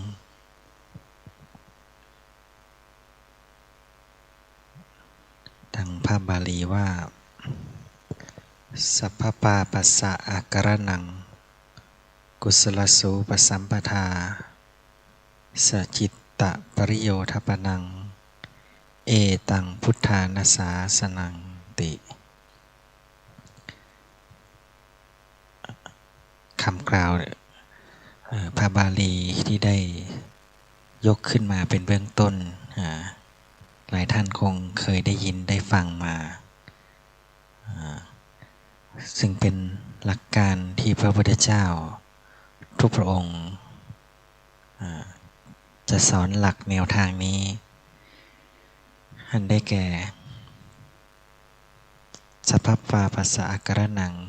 การไม่ทำบาปทั้งปวงกุศลสูปสัมปทาการทำกุศลให้ถึงพร้อมสจิตตปริโยทปนังการทำจิตให้ขาวรอบหรือบริสุทธิ์นี่เป็นคำสอนของพระพุทธเจ้าทั้งหลายตั้งแต่อดีตจนถึงปัจจุบันไปยังอนาคตท่านก็จะแนะนำให้ผู้ปฏิบัติไปในทางนี้เช่นเดียวกันทั้งหมดเนาะทั้งหมดทั้งมวลก็คือรวมอยู่ในศีลสมาธิปัญญาเราก็ได้อาราธนาศีลแล้วนะศีลเป็นข้อศึกษาแล้วก็เป็นข้อที่ทำให้เราลำลึกมีสตินะศีลคือความเป็นปกติของจิตใจนะถ้าเราไม่ฆ่าสัตว์นะจิตใจก็จะมีความปกติอยู่แล้วนะเพียงแต่ว่าถ้าได้ไปกระทำล่วงละเมิดศีลเมื่อไหร่จิตก็จะเกิดความเดือดร้อนวุ่นวายนะนั่นเป็นทางไปสู่ทุกขติคือความทุกข์เริ่มตั้งแต่แค่ได้ทำไปแล้วก็ต้องหวาดระแวงในการผลของกรรมผลของบาปได้ล่วงไปแล้วพระเจ้าจึงให้เริ่มจากเว้นจากกรรมชั่วทั้งหลายเว้นจากอกุศลเว้นจากกรรมการทำกรรมชั่วกรรมไม่ดีเพื่อรักษาจิตใจให้ตั้งมั่นอยู่ในความเป็นปกติสุขอันนี้คือคุณของพระธรรมวันนี้มาฆบูชาเป็นเหมือนวันของพระธรรมคุณของศีลคุณของธรรมมีศีลธรรมนั้นเริ่มต้นเราต้องสมาทานคือการทำให้กล้ามีความตั้งใจที่เราจะเว้นจากกรรมเหล่านี้เพื่อรักษาจิตใจเพื่อรักษาความเป็นปกติสุขเพราะว่ารู้ถึงคุณและโทษของการรู้คุณในการที่เราได้รักษาศีลอย่างเป็นปกติเพื่อรักษาจิตใจให้อยู่ในความเป็นปกติสุขถ้าจิตใจไม่เป็นปกติสุขแล้วความเดือดร้อนก็ตามมาไม่ว่าร้อนเนื้อร้อนใจร้อนกายอาจจะไม่เท่าไหร่แต่ร้อนใจนี่หนักกว่าเนาะเพราะว่ามันเป็นความทุกข์ที่แผดเผาให้ท่านทั้งหลายกินไม่ได้นอนไม่หลับหรือเกิดทุกขเวทนาอื่นๆตามมาใจก็เป็นส่วนหนึ่งของกายถ้าใจเรารักษาได้อย่างเป็นปกติแล้วกายก็เป็นปกตินะแต่ใจนี่เป็นใหญ่เป็นประธานคุณของศีลจึงมีหน้าที่รักษาตัวเราให้อยู่เป็นสุข ทั้งในชาติปัจจุบัน และในสัมปรายภพเพราะว่าโทษของการลงไปสู่ทุกขติอบายนั้นทำให้เกิดความทุกข์มากกว่าเราถือว่าเราโชคดีแล้วที่ได้เกิดเป็นมนุษย์เพราะนั้นคุณของศีลความเป็นปกตินั้นจึงรักษาตัวเรารักษาชีวิตจนถึงรักษาจิตวิญญาณในการเวียนว่ายในวัฏสงสารมีศีลก็คือการละเว้นจากความชั่วทั้งปวงแต่ทีนี้กุศลสูปสัมปทาก็คือต้องตั้งมั่นทำกุศลให้ถึงพร้อมจิตของเรามักจะหลงลืมสติบางทีไม่อาจต้านทานกิเลสต่างๆได้เพราะนั้นต้องหมั่นฝึกมันให้จิตอยู่ในวงจรแห่งความดีงามทั้งหลายความดีง่ายๆก็มีการให้ทานคือการสละออกซึ่งสิ่งความตระหนี่เนาะเป็นเบื้องต้นแต่สูงขึ้นไปอีกก็คือการสละออกจาคะสละสิ่งไม่ดีในใจเนี่ยแหละเนาะสิ่งอะไรที่ไม่ดีในใจก็สละออกไปความโลภความโกรธความหลงความกลัวความเกลียดอันนี้ก็เป็นกุศลแล้วเนาะโยมเพียงแต่ว่าอะไรที่มันเกิดขึ้นแล้วเราก็มีสติก็คือพอมีสติแล้วนี่จิตมันก็จะสลัดออกมีความบริสุทธิ์ขึ้นมาเนี่ยจึงเรียกว่าสจิตตประโยชน์พนังการทำจิตให้ขาวรอบเมื่อได้สละความโลภความโกรธความหลงแล้วเนี่ยจิตเป็นกุศลตั้งมั่นอยู่ในกุศลแล้วเป็นลูกโซ่นะเป็นห่วงโซ่เมื่อจิตบริสุทธิ์ยิ่งขึ้นไปเนี่ยก็คือนี่ชีวิตนี่มีสุขติเป็นอันหวังได้นะจนถึงสวรรค์และนิพพานคนเราเวียนว่ายตายเกิดแล้วก็พยายามให้เวียนขึ้นไปข้างบนนะครูบาอาจารย์ท่านบอกอย่าให้ลงไปต่ำกว่าเดิมนะทุกชีวิตนะมีความหวังปรารถนาที่จะทำให้เกิดความเจริญในชีวิตนะแต่ชีนี้จิตวิญญาณทั้งหลายนั้นบางทีก็เผลอสติหลงลืมไปว่าเรายังต้องเวียนว่ายตายเกิดไปอีกนานตราบใดที่ยังไม่เข้าสู่พระนิพพานเพราะนั้นท่านทั้งหลายจงตั้งอยู่ในความไม่ประมาทให้ถึงพร้อมโดยการตั้งมั่นอยู่ในศีลมีสมาธิคือความตั้งมั่นแห่งจิตนะ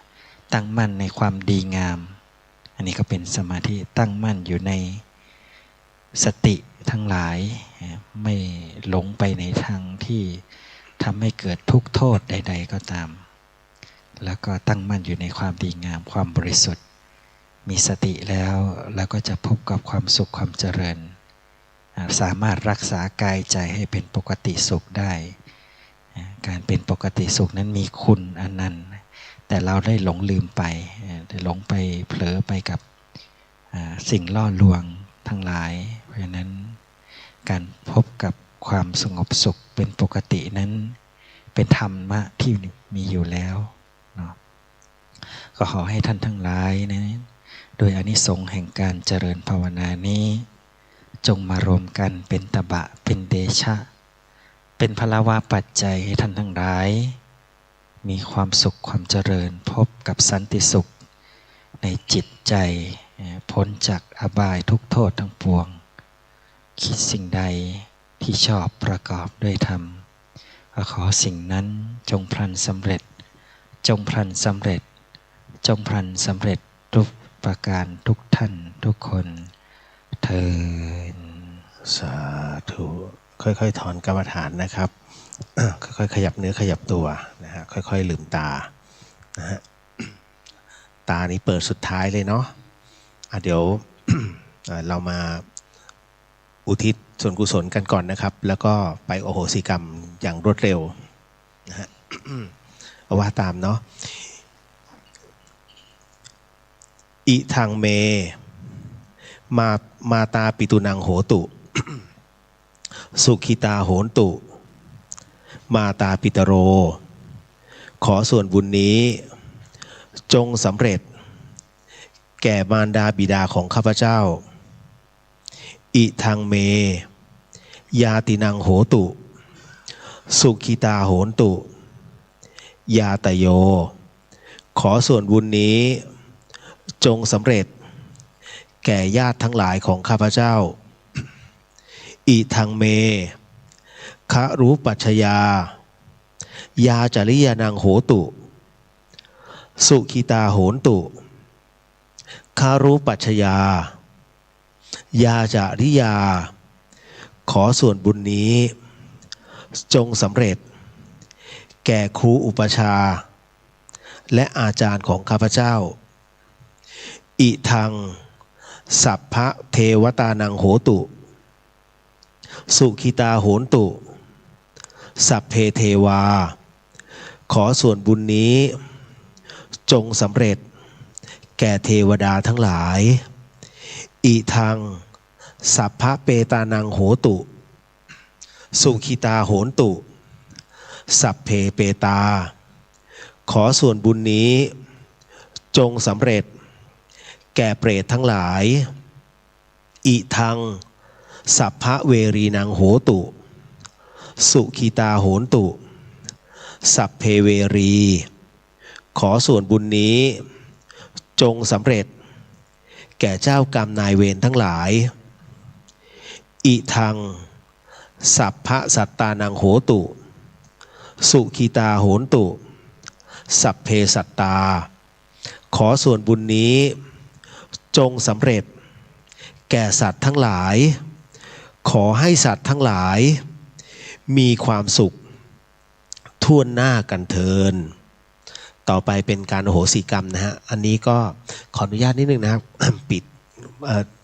ปิดเสียงโทรศัพท์นิดนึงนะครับเพราะว่าถ้ามันพลาดขึ้นมาผมก็ช่วยไม่ได้ นะครับตอนนี้เราก็จะเริ่มนะเอาทางบ้านพร้อมนะครับยาวเลยนะครับ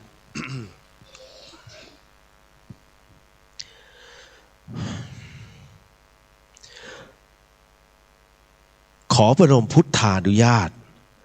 แด่องค์สมเด็จพระสัมมาสัมพุทธเจ้าทุกพระองค์พระอาจารย์นพพรอธิจวังโสพระอาจารย์สมบัติภูริปัญโยท่านอาจารย์แม่ชีเพียงเดือนธนสารพิพิธพระอาจารย์ภาสกรภูริวัฒโนและพระอาจารย์เกียรติณรงค์กิติวัฒโนผู้เริ่มต้นในการขอประกาศอโหสิกรรมให้กับเหล่าพรหมเทพเทวดาทั้งหลายสรรพสัตว์สัพพเจ้ากรรมนายเวรทั้งหลายให้ได้มาร่วมเมตตาให้อโหสิกรรมกับเหล่าผู้ประกาศและโมทนาความดีอันเป็นเมตตาและมหากุศลในครั้งนี้ขอจงประทานอนุญาตด้วยเถิด ตั้งนะโม3จบพร้อมกันนะฮะนะโมตัสสะภะคะวะโตอะระหะโตสัมมาสัมพุทธัสสะนะโมตัสสะภะคะวะโตอะระหะโตสัมมาสัมพุทธัสสะนะโมตัสสะภะคะวะโตอะระหะโตสัมมาสัมพุทธัสสะต่อไปเป็นการชุมนุมเทวดาขอให้ทุกท่านนั้นได้กำหนดจิตกำหนดใจว่าใครก็ตามที่เคยเป็นพี่เป็นน้องเป็นผู้ที่มีพระคุณของเราเป็นเจ้ากรรมนายเวรของเราบัดนี้เรามีจิตเป็นเมตตามหากุศลที่จะประกาศให้อโหสิกรรมเพื่อเป็นธรรมทายทานจึงขอเชิญท่านทั้งหลายเหล่านั้นมาร่วมเป็นสักขีพยานด้วยแล้วก็ร่วมโมทนากับเราด้วยหากท่านมีจิตอันเป็นกุศลเป็นมหากุศลในการให้อโหสิกรรมก็ขอให้ทำไปพร้อมๆกับเราก็ขอเชิญด้วยเอานะก็ให้ทุกคนนั้นเตรียมตัวน้อมจิตตามนะครับสมันตา จักวาเรสุอัตระคาชันตุเทวตาสัทธัมมังมุนิราชาสาสุนันตุสัคโมคทังสักเคกะเมอาจารูเปคิริสิขรตเตจันตริเควิมาเนทีเประเทจะคาเมตรุวนาคาเนเคหาวะทุมหิเคเตมอุมมาจยันตุเทวาชลทลวิสเมยาคาคันธาพนาคาติทันตาสันติเกยังมุนิวรวจนังสาทโวเมสุนันตุธรรมสวนากาโลอายัมพัทันตาธรรมสวนากาโลอายัมพัทันตาธรรมสวนากาโลอายัมพัทันตาต่อไปว่าตามนะฮะผมจะไปเร็วนิดนึงนะฮะโมทนาสาธุโมทนาสาธุโมทนาสาธุกับพระสัมมาสัมพุทธเจ้าทุกพระองค์โมทนาสาธุโมทนาสาธุโมทนาสาธุกับพระธรรมเจ้าทุกพระองค์โมทนาสาธุโมทนาสาธุโมทนาสาธุกับพระอริยสังฆเจ้าทุกพระองค์โมทนาสาธุโมทนาสาธุโมทนาสาธุกับพระปัจเจกพุทธเจ้าทุกพระองค์โมทนาสาธุโมทนาสาธุโมทนาสาธุกับพระอัครสาวกเจ้าทุกพระองค์โมทนาสาธุโมทนาสาธุโมทนาสาธุกับพระอสีติมหาสาวกเจ้าทุกพระองค์โมทนาสาธุโมทนาสาธุโมทนาสาธุกับพระอรหันตสาวกเจ้าทุกพระองค์ขอพระบรมพุทธานุญาตขอพระองค์ทรงประทานพระวโรกาสให้ข้าพระพุทธเจ้าและคณะพร้อมด้วยพรหมเทพเทวดาทั้งหลายสรรพสัตว์ทั้งหลายสรรพเจ้ากรรมนายเวรทั้งหลายได้ทำพิธีขออโหสิกรรมให้กรรมทั้งหลายทั้งปวงที่ข้าพเจ้าทั้งหลายได้เคยประมาทล่วงเกินแก่องค์พระศาสดาท่านผู้ทรงคุณพระคุณความดีและบารมีธรรมทั้งหลายด้วยกายก็ดีด้วยวาจาก็ดีหรือแม้ด้วยใจก็ดีนับแต่อดีต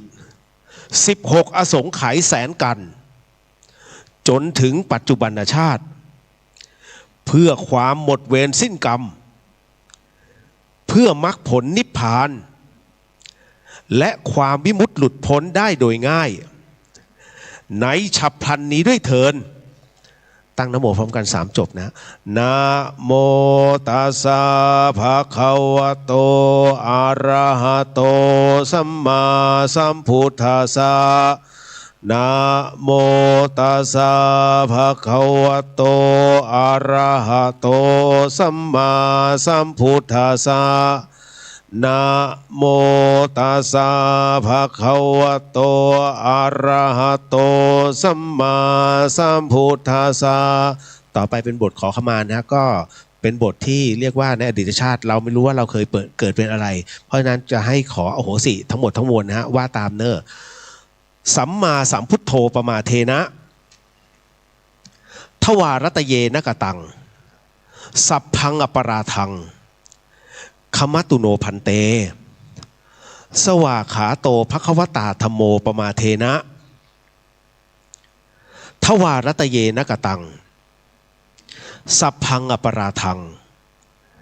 ขมัตตุโนพันเต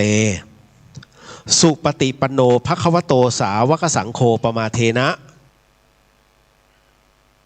ทวารัตเยนะกตังสัพพังอปราทังขมัตตุโนพันเต รัตนตเยปมาเทนะ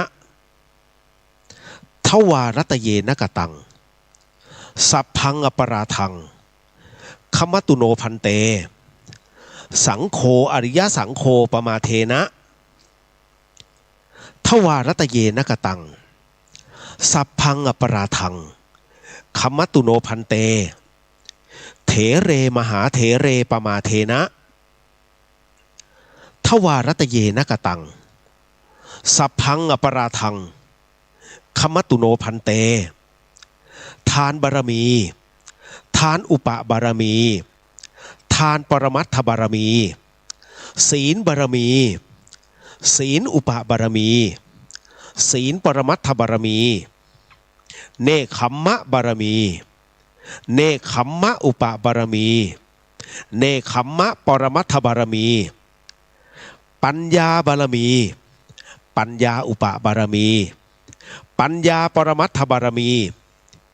วิริยะบารมีวิริยะอุปบารมีวิริยะปรมัตถบารมีขันติบารมีขันติอุปบารมี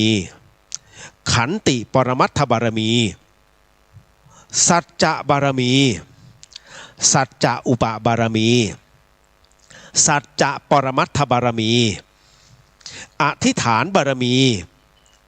อธิษฐานอุปบารมีอธิษฐานปรมัตถบารมีเมตตาบารมีเมตตาอุปบารมีเมตตาปรมัตถบารมีอุเบกขาบารมีอุเบกขาอุปบารมีอุเบกขาปรมัตถบารมีญาณสัมปันโนปมาเทนะทวารัตเยนกตังสัพพังอปราทังขมตุโนพันเตญาณวิมุตติบารมีญาณวิมุตติอุปบารมีญาณวิมุตติปรมัตถบารมีญาณสัมปันโนปมาเทนะทวารัตเยนกตังสัพพังอปราทังขมตุโนพันเตมรรคผลนิพพานบารมีมรรคผลนิพพานอุปบารมีมรรคผลนิพพานปรมัตถบารมีญาณสัมปันโนปมาเทนะทวารัตเยนกตังสัพพังอปราทังขมตุโนพันเตคุรุอาจาริเยปมาเทนะทวารัตเยนกตังสัพพังอปราทังขมตุโนพันเตมาปิตเรปมาเทนะทวารัตเยนกตังสัพพังอปราทังขมตุโนพันเตโมทนาสาธุโมทนาสาธุโมทนาสาธุต่อไปให้กำหนดจิตตามนะอันนี้เดี๋ยวขออนุญาตว่าคนเดียวนะครับขออัญเชิญพรหมเทพเทวดาสรรพสัตว์สัพพเจ้ากรรมนายเวรทั้งหลายของท่านทั้งหลายที่อยู่ณที่นี้จงมาณที่นี้ทั้งหมดจงมาณที่นี้ทั้งหมดจงมาณที่นี้ทั้งหมดขอพระภูมิเจ้าที่ที่ดูแลณที่นี้หรือที่พักที่อยู่ที่อาศัยของทุกท่านที่ได้ชมได้ยินได้ฟังอยู่ช่วยเปิดทางด้วยขอท่านท้าวพญายมราชท่านท้าวจตุโลกบาลขอเมตตามาดูแลความเรียบร้อยขออย่าให้ใครมากลั่นแกล้งขัดขวางเมื่อมาถึงแล้วที่เป็นสัตว์ขอให้เป็นคนที่เป็นสัตว์ขอให้เป็นคนที่เป็นสัตว์ขอให้เป็นคนที่เป็นคนแล้วขอให้เป็นคนโดยสมบูรณ์บริบูรณ์ที่เป็นคนแล้วขอให้เป็นคนโดยสมบูรณ์บริบูรณ์ที่เป็นคนแล้วขอให้เป็นคนโดยสมบูรณ์บริบูรณ์ด้วยแขนขาตาหูจมูกปากลิ้นกายใจอวัยวะการ32ครบถ้วนด้วยแขนขาตาหูจมูกปากลิ้นกายใจอวัยวะการ32ครบถ้วนด้วยแขนขาตาหูจมูกปากลิ้นกายใจอวัยวะการ32ครบถ้วนขอให้หายจากทุกขเวทนาขอให้หายจากทุกขเวทนาขอให้หายจากทุกขเวทนาข้าพเจ้าขอแผ่ความดีให้ข้าพเจ้าขอแผ่ความดีให้ข้าพเจ้าขอแผ่ความดีให้ขอให้พูดได้ขอให้พูดได้ขอให้พูดได้ขอให้พูดภาษาไทยขอให้พูดภาษาไทยขอให้พูดภาษาไทยขอให้ฟังภาษาไทยรู้เรื่องขอให้ฟังภาษาไทยรู้เรื่องขอให้ฟังภาษาไทยรู้เรื่อง ขอให้สมทานศีล5ได้ขอให้สมทานศีล5ได้ขอให้สมทานศีล5ได้บัดนี้ท่านทั้งหลายไม่ได้ทำกรรมชั่วอยู่จึงสมทานศีล5ได้บัดนี้ท่านทั้งหลายไม่ได้ทำกรรมชั่วอยู่จึงสมทานศีล5ได้บัดนี้ท่านทั้งหลายไม่ได้ทำกรรมชั่วอยู่จึงสมทานศีล5ได้ตอนนี้นะครับก็ขอให้ทุกท่านนั้นได้ร่วมกันสมทานศีล5นะฮะก็ขอให้ทุกท่านร่วมน้อมจิตน้อมใจเพื่อให้เราสรรพสัตว์สรรพวิญญาณสรรพเจ้ากรรมนายเวรทั้งหลายของตัวท่านเองนั้นได้สมทานโดยท่านนั้นเป็นผู้กล่าวนะก็ให้เขาว่าไปพร้อมๆกับพวกเราก็ขอให้เราว่าไปพร้อมๆกันนะหรือว่าน้อมจิตไปพร้อมๆกันพุทโธธัมโมสังโฆศีลข้อ1ไม่ฆ่าสัตว์ศีลข้อ2ไม่ลักทรัพย์ศีลข้อ3ไม่ประพฤติผิดในกามศีลข้อ4ไม่พูดเท็จศีลข้อ5ไม่ดื่มสุราและของมึนเมาบัดนี้ข้าพเจ้าตั้งใจรักษาศีลแล้วบัดนี้ข้าพเจ้าคือผู้มีศีลข้าพเจ้าผู้มีศีลละอายต่อการทำความชั่วกลัวต่อผลของบาปกรรมข้าพเจ้าผู้มีศีลมีฮิริโอตปะมีกายเป็นมนุษย์มีใจเป็นเทวดาเป็นมนุษย์เทโวผู้เข้าถึงความเป็นสหายกับเทวดาทั้งหลายณบัดนี้ข้าพเจ้าทั้งหลายจะได้ประกาศให้อโหสิกรรมเป็นอภัยทานเป็นสัจจวาจาขอทุกท่านได้นอบน้อมต่อองค์สัมมาสัมพุทธเจ้านะฮะว่าตั้งนะโมเพื่อการ3จบฮะนะโมตัสสะภะคะวะโตอะระหะโตสัมมาสัมพุทธัสสะนะโมตัสสะภะคะวะโตอะระหะโตสัมมาสัมพุทธัสสะนะโมตัสสะภะคะวะโตอะระหะโตสัมมาสัมพุทธัสสะต่อไปให้ทุกคนว่าตามหรือน้อมจิตตามนะฮะผู้ป่วยที่ติดเตียงก็ให้น้อมจิตตามนะครับข้าพระพุทธเจ้าทั้งหลายขออาราธนาพระสัมมาสัมพุทธเจ้าพระธรรมเจ้าพระอริยสังฆเจ้าพระปัจเจกพุทธเจ้าพระอสีติมหาสาวกเจ้าพระอรหันตสาวกเจ้าทุกพระองค์ท่านท้าวพญายมราชท่านท้าวจตุโลกบาลพระสยามเทวาธิราชและคณะทุกพระองค์ขอจงโปรดเมตตากรุณาเสด็จมาเป็นสักขีพยานและร่วมโมทนาในการให้อโหสิกรรมแก่กันและกันและแก่ผู้ที่เคยล่วงเกินต่อข้าพระพุทธเจ้ามาแล้วทั้งหลายทั้งปวงในทุกกับทุกกันทุกอสงไขยจนถึงปัจจุบันชาติข้าพระพุทธเจ้าทั้งหลายขอประกาศให้อโหสิกรรมแก่ตัวข้าพเจ้าเองตลอดจนถึงพ่อแม่พี่น้องปู่ย่าตายายลุงป้าน้าอาบุตรธิดาภรรยาสามีลูกหลานเหลนทั้งหลายญาติมิตรสหายทั้งหลายหมู่คณะผู้ร่วมงานทั้งหลายเจ้านายลูกน้องทั้งหลายคู่แข่งคู่ค้าคู่รักคู่แค้นคู่บุญคู่กรรมทั้งหลายครูบาอาจารย์ทั้งหลายอุปชาอาจารย์ทั้งหลายตลอดจนพรหมเทพเทวดามนุษย์สรรพสัตว์สัพพวิญญาณสัพพเจ้ากรรมนายเวรทั้งหลายทั้งปวงทุกท่านทุกพระองค์ที่เคยเข็นฆ่าทำร้ายรังแกปล้นจี้ลักขโมยเบียดบังยักยอกข่มขืนผิดประเวณี โกหกหลอกลวงต้มตุนคดโกงตระบัดสัตว์หักหลังทรยศอักตันยูเสียดสีด่าว่าบังคับฝืนใจให้กินเหล้าเมายา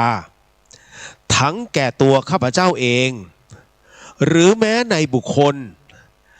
และสิ่งที่ข้าพเจ้ารักหวงแหนไม่ว่าชาตินี้ภพนี้หรือในภพชาติใดๆก็ตามในทุกกับทุกกันทุกอสงไขยเจตนาหรือไม่เจตนาต่อหน้ารับหลังรู้ไม่รู้อันเป็นเหตุให้ข้าพเจ้าทั้งหลาย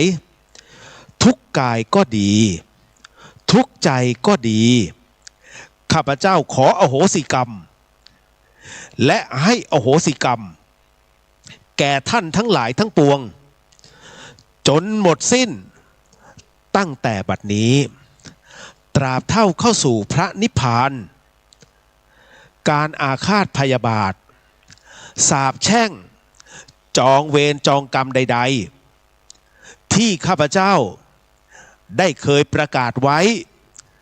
หรือผูกใจเก็บไว้ในชาตินี้ภพนี้หรือในภพชาติใดๆก็ตามข้าพเจ้าขอให้อโหสิกรรมยกเลิกให้เป็นโมฆะทั้งสิ้นเพื่อให้หมดเวรสิ้นกรรมต่อกันและกันนับแต่บัดนี้ตราบจนถึงพระนิพพานขอให้เราท่านทั้งหลายที่อยู่พร้อมหน้ากันในที่นี้ตลอดจนพ่อซื้อแม่ซื้อพ่อเกิดแม่เกิดพรหมเทพเทวดาที่ปกปักรักษาข้าพเจ้าทั้งหลายจงทราบว่าบัดนี้ข้าพเจ้าทั้งหลายได้ให้อโหสิกรรมแก่กันและกันแล้วและจะไม่เอาการกระทำทั้งหลายในอดีตมาเป็นเหตุทำร้ายทำลายหรือเบียดเบียนซึ่งกันและกันอีกต่อไปข้าพระพุทธเจ้าทั้งหลายขอโมทนาความดีกับสมเด็จพระสัมมาสัมพุทธเจ้าพระธรรมเจ้าพระอริยสังฆเจ้าพระปัจเจกพุทธเจ้าพระอสีติมหาสาวกเจ้าพระอรหันตสาวกเจ้าทุกพระองค์ท่านท้าวพญายมราชท่านท้าวจตุโลกบาลพระสยามเทวาธิราชและคณะทุกพระองค์ที่โปรดเมตตากรุณาเสด็จมาเป็นสักขีพยานในการให้อโหสิกรรมของข้าพระพุทธเจ้าทั้งหลายโมทนาสาธุโมทนาสาธุโมทนาสาธุด้วยอานิสงส์แห่งการให้อโหสิกรรมนี้ขอให้เจ้ากรรมนายเวรทั้งหลายทั้งปวงของข้าพเจ้าจงกรุณาให้อโหสิกรรมแก่ข้าพระพุทธเจ้า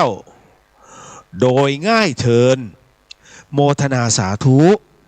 โมทนาสาธุโมทนาสาธุขอให้กรรมทั้งหลายทั้งปวงจงเป็นอโหสิขอให้กรรมทั้งหลายทั้งปวงจงเป็นอโหสิขอให้กรรมทั้งหลายทั้งปวงจงเป็นอโหสิขอให้วิบากกรรมชั่วและโรคภัยทั้งหลายทั้งปวงจงยุติการส่งผลขอให้วิบากกรรมชั่วและโรคภัยทั้งหลายทั้งปวงจงยุติการส่งผลขอให้วิบากกรรมชั่วและโรคภัยทั้งหลายทั้งปวงจงยุติการส่งผลขอให้วิบากกรรมดีทั้งหลายทั้งปวงจงส่งผลสำเร็จขอให้วิบากกรรมดีทั้งหลายทั้งปวงจ จงส่งผลสำเร็จขอให้วิบากกรรมดีทั้งหลายทั้งปวงจงส่งผลสำเร็จโมทนาสาธุโมทนาสาธุโมทนาสาธุขอให้ข้าพเจ้าพร้อมด้วยพรหมเทพเทวดาสรรพสัตว์สัพพวิญญาณสัพพเจ้ากรรมนายเวรทั้งหลายทั้งปวงจงสำเร็จมรรคผลนิพพานในชาติปัจจุบันโดยเร็วพลันเทินให้อโหสิให้อโหสิให้อโหสิขอโหสิขอโหสิขอโหสิให้อโหสิให้อโหสิให้อโหสิขอโหสิขอโหสิขอโหสิให้อโหสิให้อโหสิให้อโหสิสาธุสาธุสาธุอนุโมทามิก็ขอให้ทุกท่านที่อยู่ใกล้ๆนะฮะก็ขอให้หันไปขออโหสิซึ่งกันและกันผมก็เช่นกันนะฮะก็ขออโหสิกับทุกท่านแล้วก็ให้อโหสิกับทุกท่านนะขออโหสิกับพ่อแม่ครูบาอาจารย์ทุกๆรูปและน้องเนรด้วยฮะขออโหสิแล้วก็ให้อโหสินะครับสาธุสาธุสาธุนะฮะก็ณตรงนี้เอาละฮะก็เดี๋ยวอีกสักครู่ขออนุญาตอัญเชิญเทวดากลับก่อนนะฮะสาธุขออโหสิกันไปก่อนเนอะทุกขปัตตาจนิทุกขพยาปัตตาจนิพยาโสกปัตตาจนิโสกาโหนตุสาเพปิปานิโนเอตาวตาจามเหหิสามภทังปุญญสามภทังสาเพเทวานุโมทันตุสาภสามปฏิติทิยาทานังทาทันตุสัทธายาสีรังราคันตุสาภทาภาวนาภิรตาโหนตุขัดฉันตุเทวตาคตา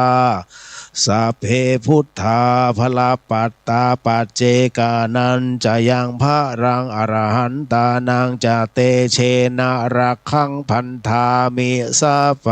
โสต่อไปก็ลาศีลนะฮะท่านใดที่เมื่อกี้รับศีล8ไปนะฮะก็ใครอยากจะลาศีล5ก็ว่าตามเนาะทางบ้านด้วยนะครับนะฮะสาธุครับขอโหสิให้โหสิเช่นกันครับว่าตามเด้อพุทโธธัมโมสังโฆศีลข้อ1ไม่ฆ่าสัตว์ศีลข้อ2ไม่ลักทรัพย์ศีลข้อ3ไม่ประพฤติผิดในกามศีลข้อ4ไม่พูดเท็จศีลข้อ5ไม่ดื่มสุราและของมึนเมาบัดนี้ข้าพเจ้าตั้งใจรักษาศีลแล้ว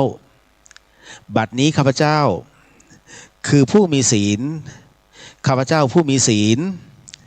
ละอายต่อการทำชั่วกลัวต่อผลของบาปกรรมบัดนี้ข้าพเจ้าผู้มีเบญจศีลขอให้ศีลนั้นปกป้องรักษาข้าพเจ้าพร้อมด้วยครอบครัวของข้าพเจ้าให้มีความสุขความร่มเย็นตลอดไปเทินสาธุครับต่อไปก็เดี๋ยวขออนุญาตนิดนึงนะฮะขั้นตอนต่อไปเป็นการขอจบอโหสิกรรมก็จะเป็นการขอ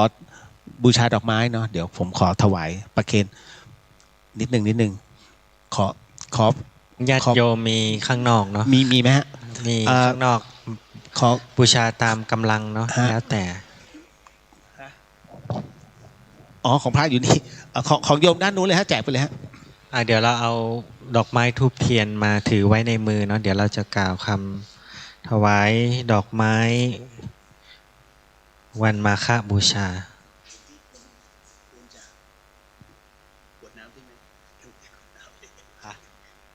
กดน้ำด้วย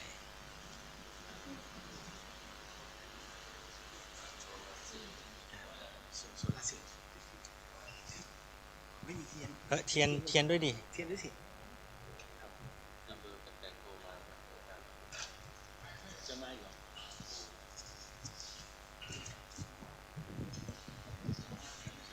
มาแล้วเดี๋ยวพี่เดียวเอานี่ให้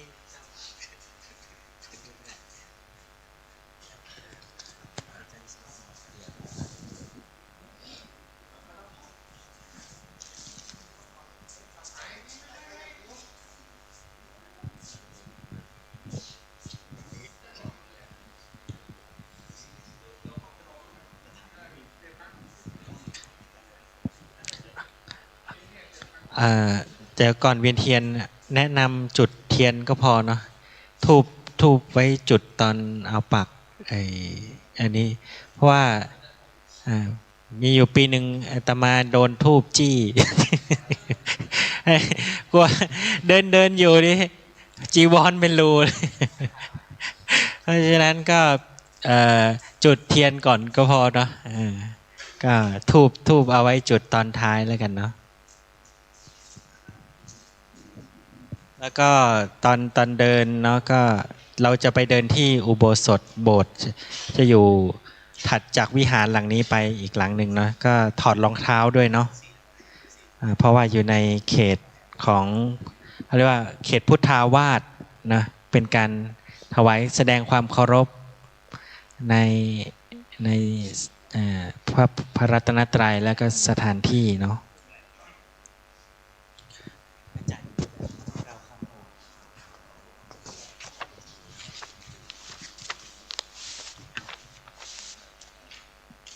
จะ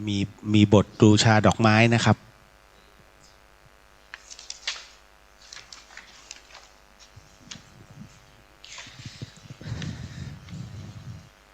เดี๋ยวรอมานั่งพร้อมเพียงเนาะเปิดไปที่หน้า26เนาะเดี๋ยวเราจะกล่าวคำบูชาถวายดอกไม้ธูปเทียนสักการะในวันมาฆบูชากันเดี๋ยวสักครู่เนาะ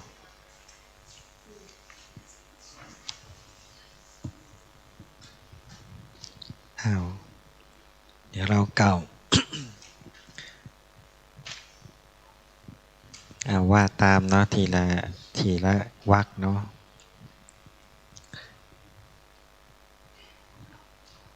อัจฉายังมาคปุณณมีมาคปุณณมีสัมปัตตามาคนักขเตนะมาคนักขเตนะปุณณขันโธยุตโตยัตถะตถาคโตอรหังสัมมาสัมพุทโธจาตุรังคิเกสาวกสันนิปาเตโอวาทาปาติโมกขังอุทิสิตถาหิอัฏฐเตระสานิสัพเพสังเยวะขีนาสวานังสัพเพเตเอหิภิกขุกาเปสาธุโนพันเตภควาสาวกสังโฆสุจิระปรินิพุตโตคุเนหิทระมาโนอิเมสักการเรทุกขตะปันนาการภูเตปฏิคันหาตุอัมหากังทีฆรตังหิตายะสุขายะวันนี้มาประจวบวันมาฆปุรณมีเพ็ญเดือน3ปีนี้เดือน4พระจันทร์เพ็ญประกอบด้วยฤกษ์มาฆตรงกับวันที่พระตถาคตอรหันตสัมมาสัมพุทธเจ้าได้ทรงแสดงโอวาทปาติโมกข์ขึ้นในที่ประชุมสาวก พร้อมด้วยองค์สี่ประการ พร้อมด้วยองค์สี่ประการ ครั้งนั้น ครั้งนั้น พระภิกษุ 1,250 รูป 1,250 รูป ล้วนแล้วแต่พระขีณาสพ ล้วนแล้วแต่พระขีณาสพ อุปสมบท อุปสมบท ด้วยเอหิภิกขุอุปสัมปทา ด้วยเอหิภิกขุอุปสัมปทา ไม่มีผู้ใด ไม่มีผู้ใด เรียกมาประชุม เรียกมาประชุม ยังสำนักพระผู้มีพระภาค ยังสำนักพระผู้มีพระภาค ณเวลุวนาราม ณเวรุวนาราม เวลาตะวันบ่าย เวลาตะวันบ่าย ในวันมาฆปุรณมี ในวันมาฆปุณณมี และสมเด็จพระผู้มีพระภาคเจ้า แต่สมเด็จพระผู้มีพระภาคเจ้า ได้ทรงทำวิสุทธิอุโบสถ ได้ทำวิสุทธิอุโบสถ ทรงแสดงโอวาทปาติโมกข์ขึ้น ทรงแสดงโอวาทปาติโมกข์ขึ้น ณที่ประชุมนั้น หน้าที่ประชุมนั้น การประชุมสาวกสงฆ์ การประชุมสาวกสงฆ์ พร้อมด้วยองค์สี่ พร้อมด้วยองค์สี่ ของพระผู้มีพระภาคเจ้า ของพระผู้มีพระภาคเจ้า แห่งเราทั้งหลายนี้ แห่งเราทั้งหลายนี้ ได้มีครั้งเดียวเท่านั้น ได้มีครั้งเดียวเท่านั้น บัดนี้เราทั้งหลาย บัดนี้เราทั้งหลาย มาประจวบ มาประจวบ มาฆปุรณมี มาฆปุณณละมี นักขัตตสมัยนี้ นักขัตตสมัยนี้ ซึ่งคล้ายกับ ซึ่งคล้ายกับ วันจาตุรงคสันนิบาตนั้นแล้ว จตุรงคสันนิบาตแล้ว มาระลึกถึง มาระลึกถึง พระผู้มีพระภาคนั้น พระผู้มีพระภาคนั้น แม้ปรินิพพานนานมาแล้ว แม้ปรินิพพานนานมาแล้ว จะเคารพบูชา จะเคารพบูชา พระผู้มีพระภาค พระผู้มีพระภาค และภิกษุ 1,250 รูปนั้น และภิกษุ 1,250 รูปนั้น ด้วยสักการะทั้งหลาย ด้วยสักการะทั้งหลาย มีเทียนธูป มีเทียนธูป และดอกไม้เป็นต้น และดอกไม้เป็นต้น เหล่านี้ เหล่านี้ ในเจดียสถานนี้ ในเจดียสถานนี้ ซึ่งเป็นพยาน ซึ่งเป็นพยาน ของพระผู้มีพระภาคเจ้านั้น ของพระผู้มีพระภาคเจ้านั้น ข้าแต่พระองค์ผู้เจริญ ข้าแต่พระองค์ผู้เจริญ ขอเชิญพระผู้มีพระภาค ขอเชิญพระผู้มีพระภาค พร้อมด้วยสาวกสงฆ์ พร้อมด้วยสาวกสงฆ์ แม้ปรินิพพานนานมาแล้ว แม้ปรินิพพานนานมาแล้ว ยังเหลืออยู่ ยังเหลืออยู่ แต่พระคุณทั้งหลาย แต่พระคุณทั้งหลาย โปรดทรงรับ โปรดทรงรับ สักการะ สักการะ บรรณาการ บรรณาการ ของคนยากเหล่านี้ ของคนยากเหล่านี้ ของข้าพระพุทธเจ้าทั้งหลาย ของข้าพระพุทธเจ้าทั้งหลาย เพื่อประโยชน์ เพื่อประโยชน์ เพื่อความสุข เพื่อความสุข แก่ข้าพระพุทธเจ้าทั้งหลาย แก่ข้าพระพุทธเจ้าทั้งหลาย จนกว่าจะถึงพระนิพพานเถิด จนกว่าจะถึงพระนิพพานเถิด เดี๋ยวเราก็จะได้ไปเวียนเทียน เดี๋ยวหลังจากเวียนเทียนก็มารับของที่ระลึกเนาะเป็นพระรอด แต่ว่าพระรอดนี่มีสองรุ่น เดี๋ยวจะให้เสี่ยงเอาเนาะไม่ให้ดูไม่ให้เลือกเนาะสุ่มคือองค์หนึ่งจะเป็นเนื้อดินเนาะอีกองค์หนึ่งจะเป็นใครถูกโฉลกกับพระราหูจะเป็นพระรอดดำเข้มขลังมากเนาะ ก็สุ่มเอาเดี๋ยวหลังจากเวียนเทียนเสร็จก็เข้ามารับเนาะคือช่วงนี้มีสงครามเนาะแล้วก็รอดไว้ก่อนนั้นก็เอาพระรอดไปเนาะ รอดแต่พระครับ คือรอดเศรษฐกิจด้วย เรื่องเศรษฐกิจนะก็รอดอยู่ให้รอดกันเนาะเดี๋ยวนิมนต์นะครับ เดี๋ยวขอจุดเทียนเดี๋ยวนะยัง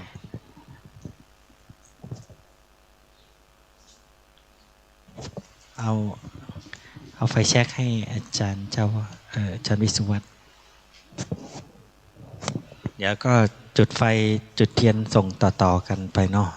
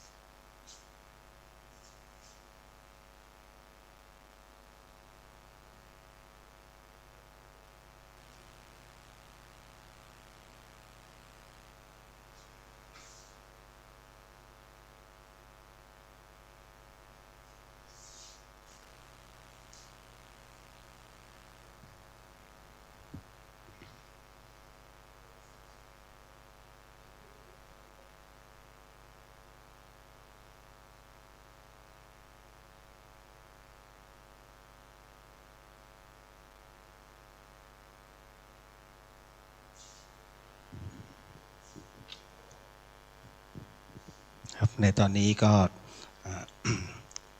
เป็นการเวียนเทียนนะฮะก็ไปตั้งแถวกันที่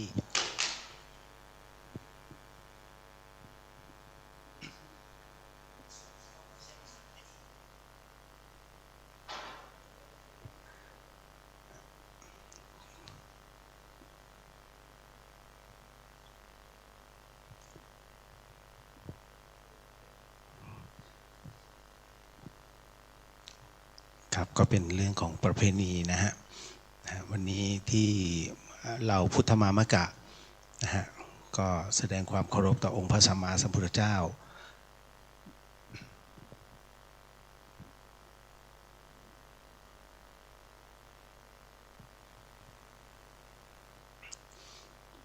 โดยการเดินรอบอุโบสถนะฮะโดยการสวดอิติปิโสนะตามด้วยสวากขาโตแล้วก็สุปฏิปันโน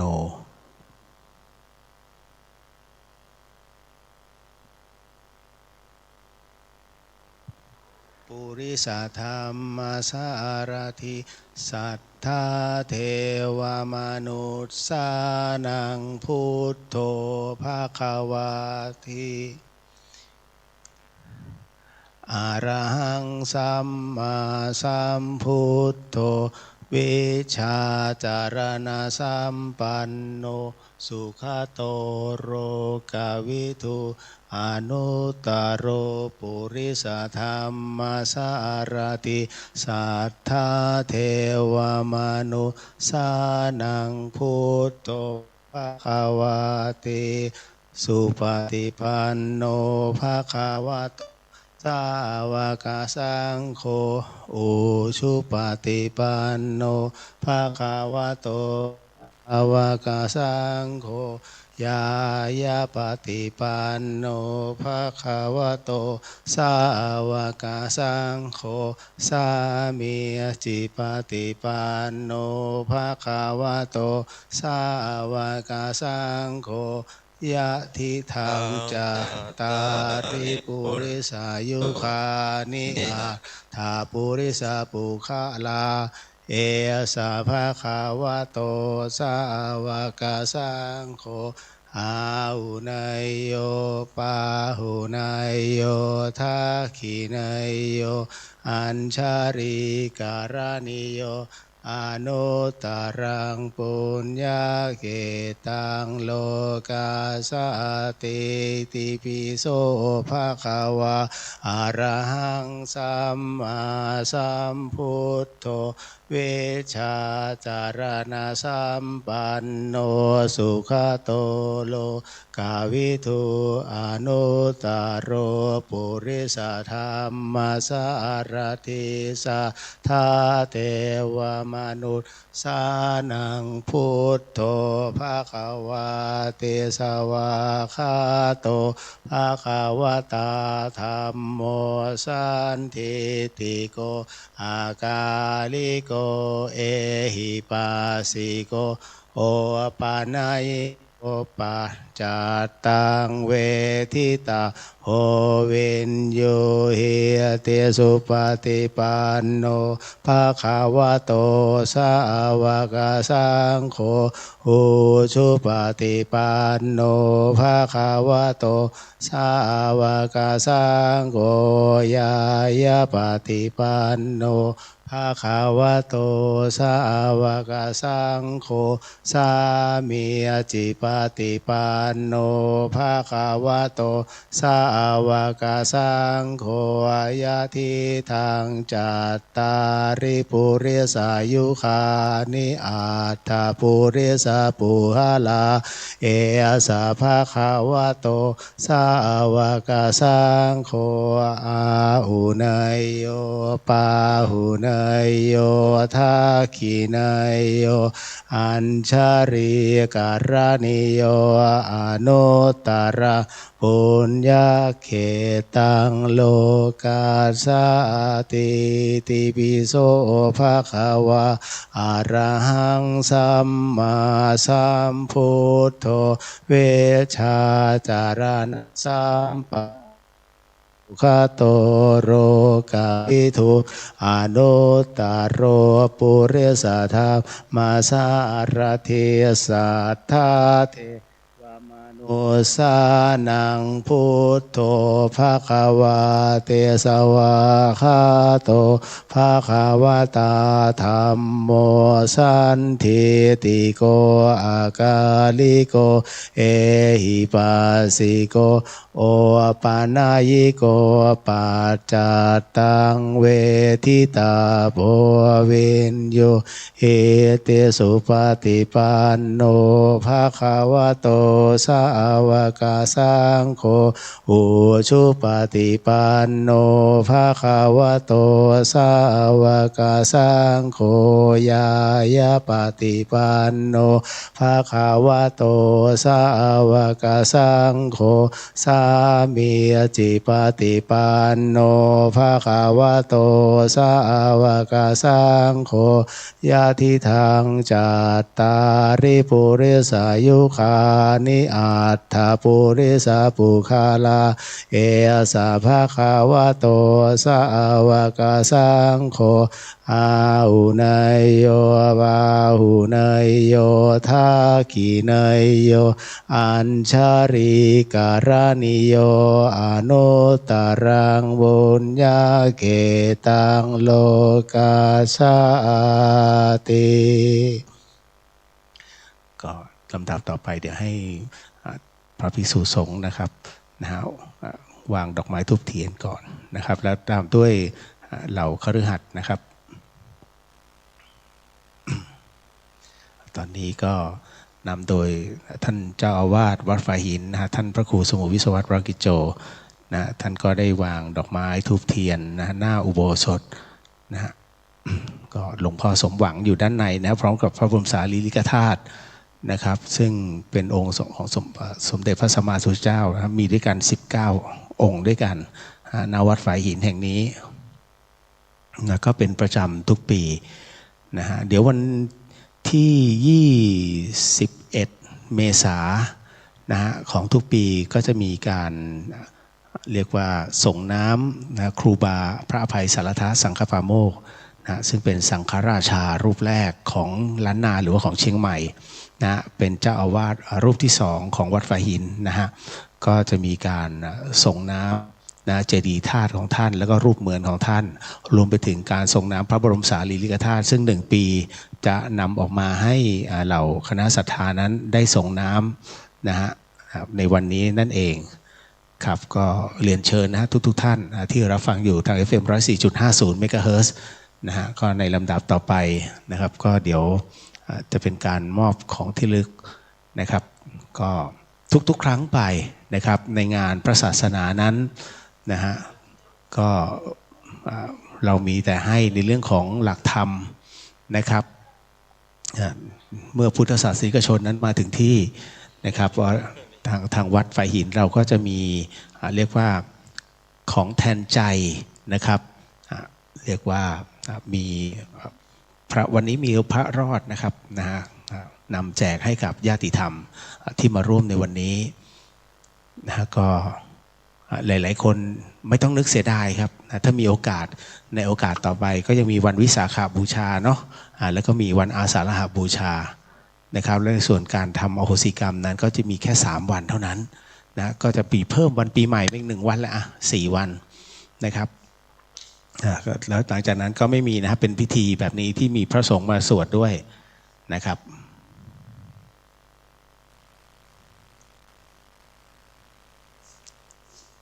ตอนนี้ก็เป็นส่วนของฆราวาสนะครับแล้วก็คุณแม่ชีเนาะนะครับ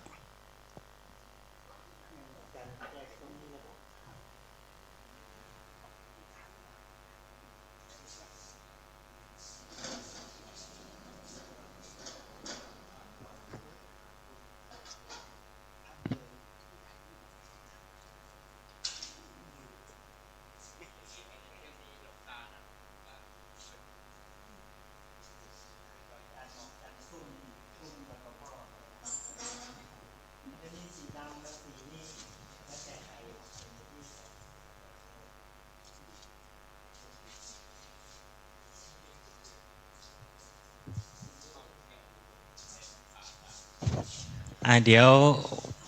โยมเข้ามารับ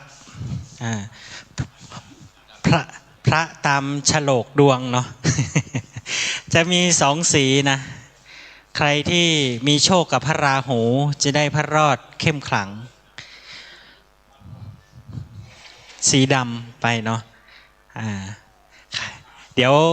พระอาจารย์พระครูสมุวิศวัตเจ้าวาดเนาะท่านจะสุ่มหยิบให้สุ่มหยิบให้ใครได้สีไหนก็เป็นฉลกกับคนนั้นไปเนาะพระรอดนี้เข้าร่วมพิธีสมโภชครูบาโสภาเนาะเพราะนั้นครูบาอาจารย์หลายรูปมาร่วมอธิษฐานจิตให้เนาะ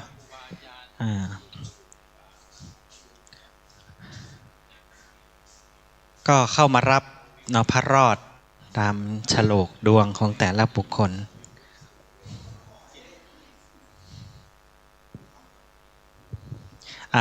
แม่ชีเข้ามารับก่อนเลยก็ได้ครับเดี๋ยว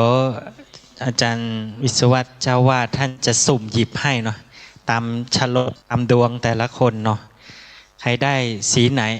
ก็เป็นฉลกกับสีนั้นละกันเนาะท่านจะไม่มองเนาะแล้วแต่ว่าได้ฉลกสีไหนใครแม่ชีนี่เบิกเลิกสีอะไรเอ่ยสีดินให้อยู่กับเป็นกำลังแผ่งดินของฝายหินต่อไป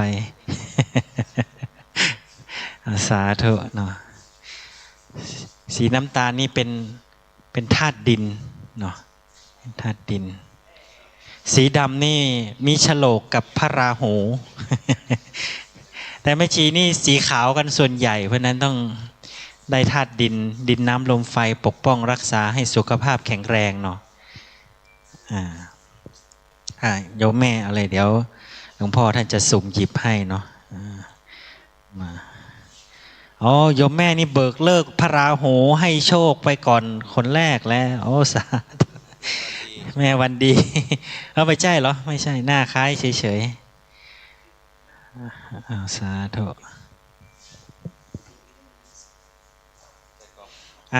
โยมโชคพระราหูอีกหนึ่งออกไปอีกแล้ว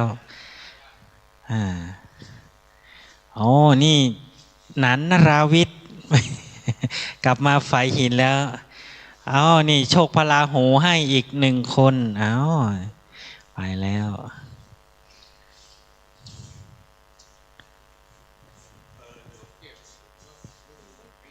แม่ปุ๋ยเข้ามาเลย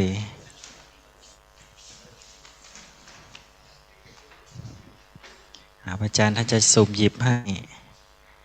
โอ้นี่ก็โชคพระราหูให้โชคเหมือนกัน หรือเปล่าสาธุลูกสาวได้เหมือนกันเลย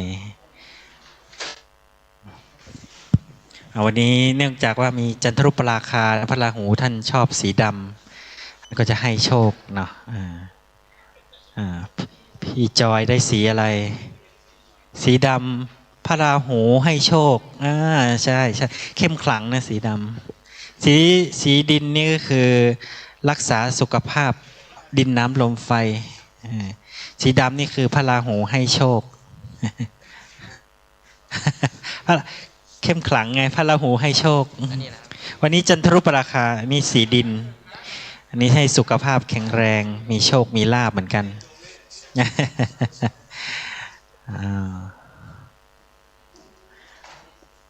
สาธุเนาะอนุโมทนากับทุกท่านก็ขอให้ทุกท่านอยู่รอดปลอดภัยรอดจากทั้งภัยโรคระบาดภัยเศรษฐกิจภัยสงครามทั้งหลายภัยต่างๆอยู่รอดปลอดภัยทุกท่านทุกคนเดินทางกลับโดยสวัสดิภาพให้มีความสุขความเจริญทุกท่านเนาะขออนุโมทนาเดี๋ยวกับผมขออาจารย์สมัครได้แล้วเนาะครับก็อันนี้แล้วแต่ครับจะได้อะไรเนาะพิธีอโหสิกรรมได้ธาตุดินนะครับรักษาสุขภาพสวดมนต์นะฮะของวัดฝายหินทางสถานี FM 104.50 เมกะเฮิรตซ์ก็ขอสิ้นสุดแต่เพียงเท่านี้นะก็ขออนุญาตนะครับเข้าสู่ในช่วงรายการปกติเหมือนเดิมนะฮะแล้วเดี๋ยวเอาไว้โอกาสหน้ามาพบกันใหม่นะกับพิธีแบบนี้นะฮะ1 ปีก็มี4 วันละนะแล้วเจอกันครับโมทนาสาธุกับทุกท่านครับ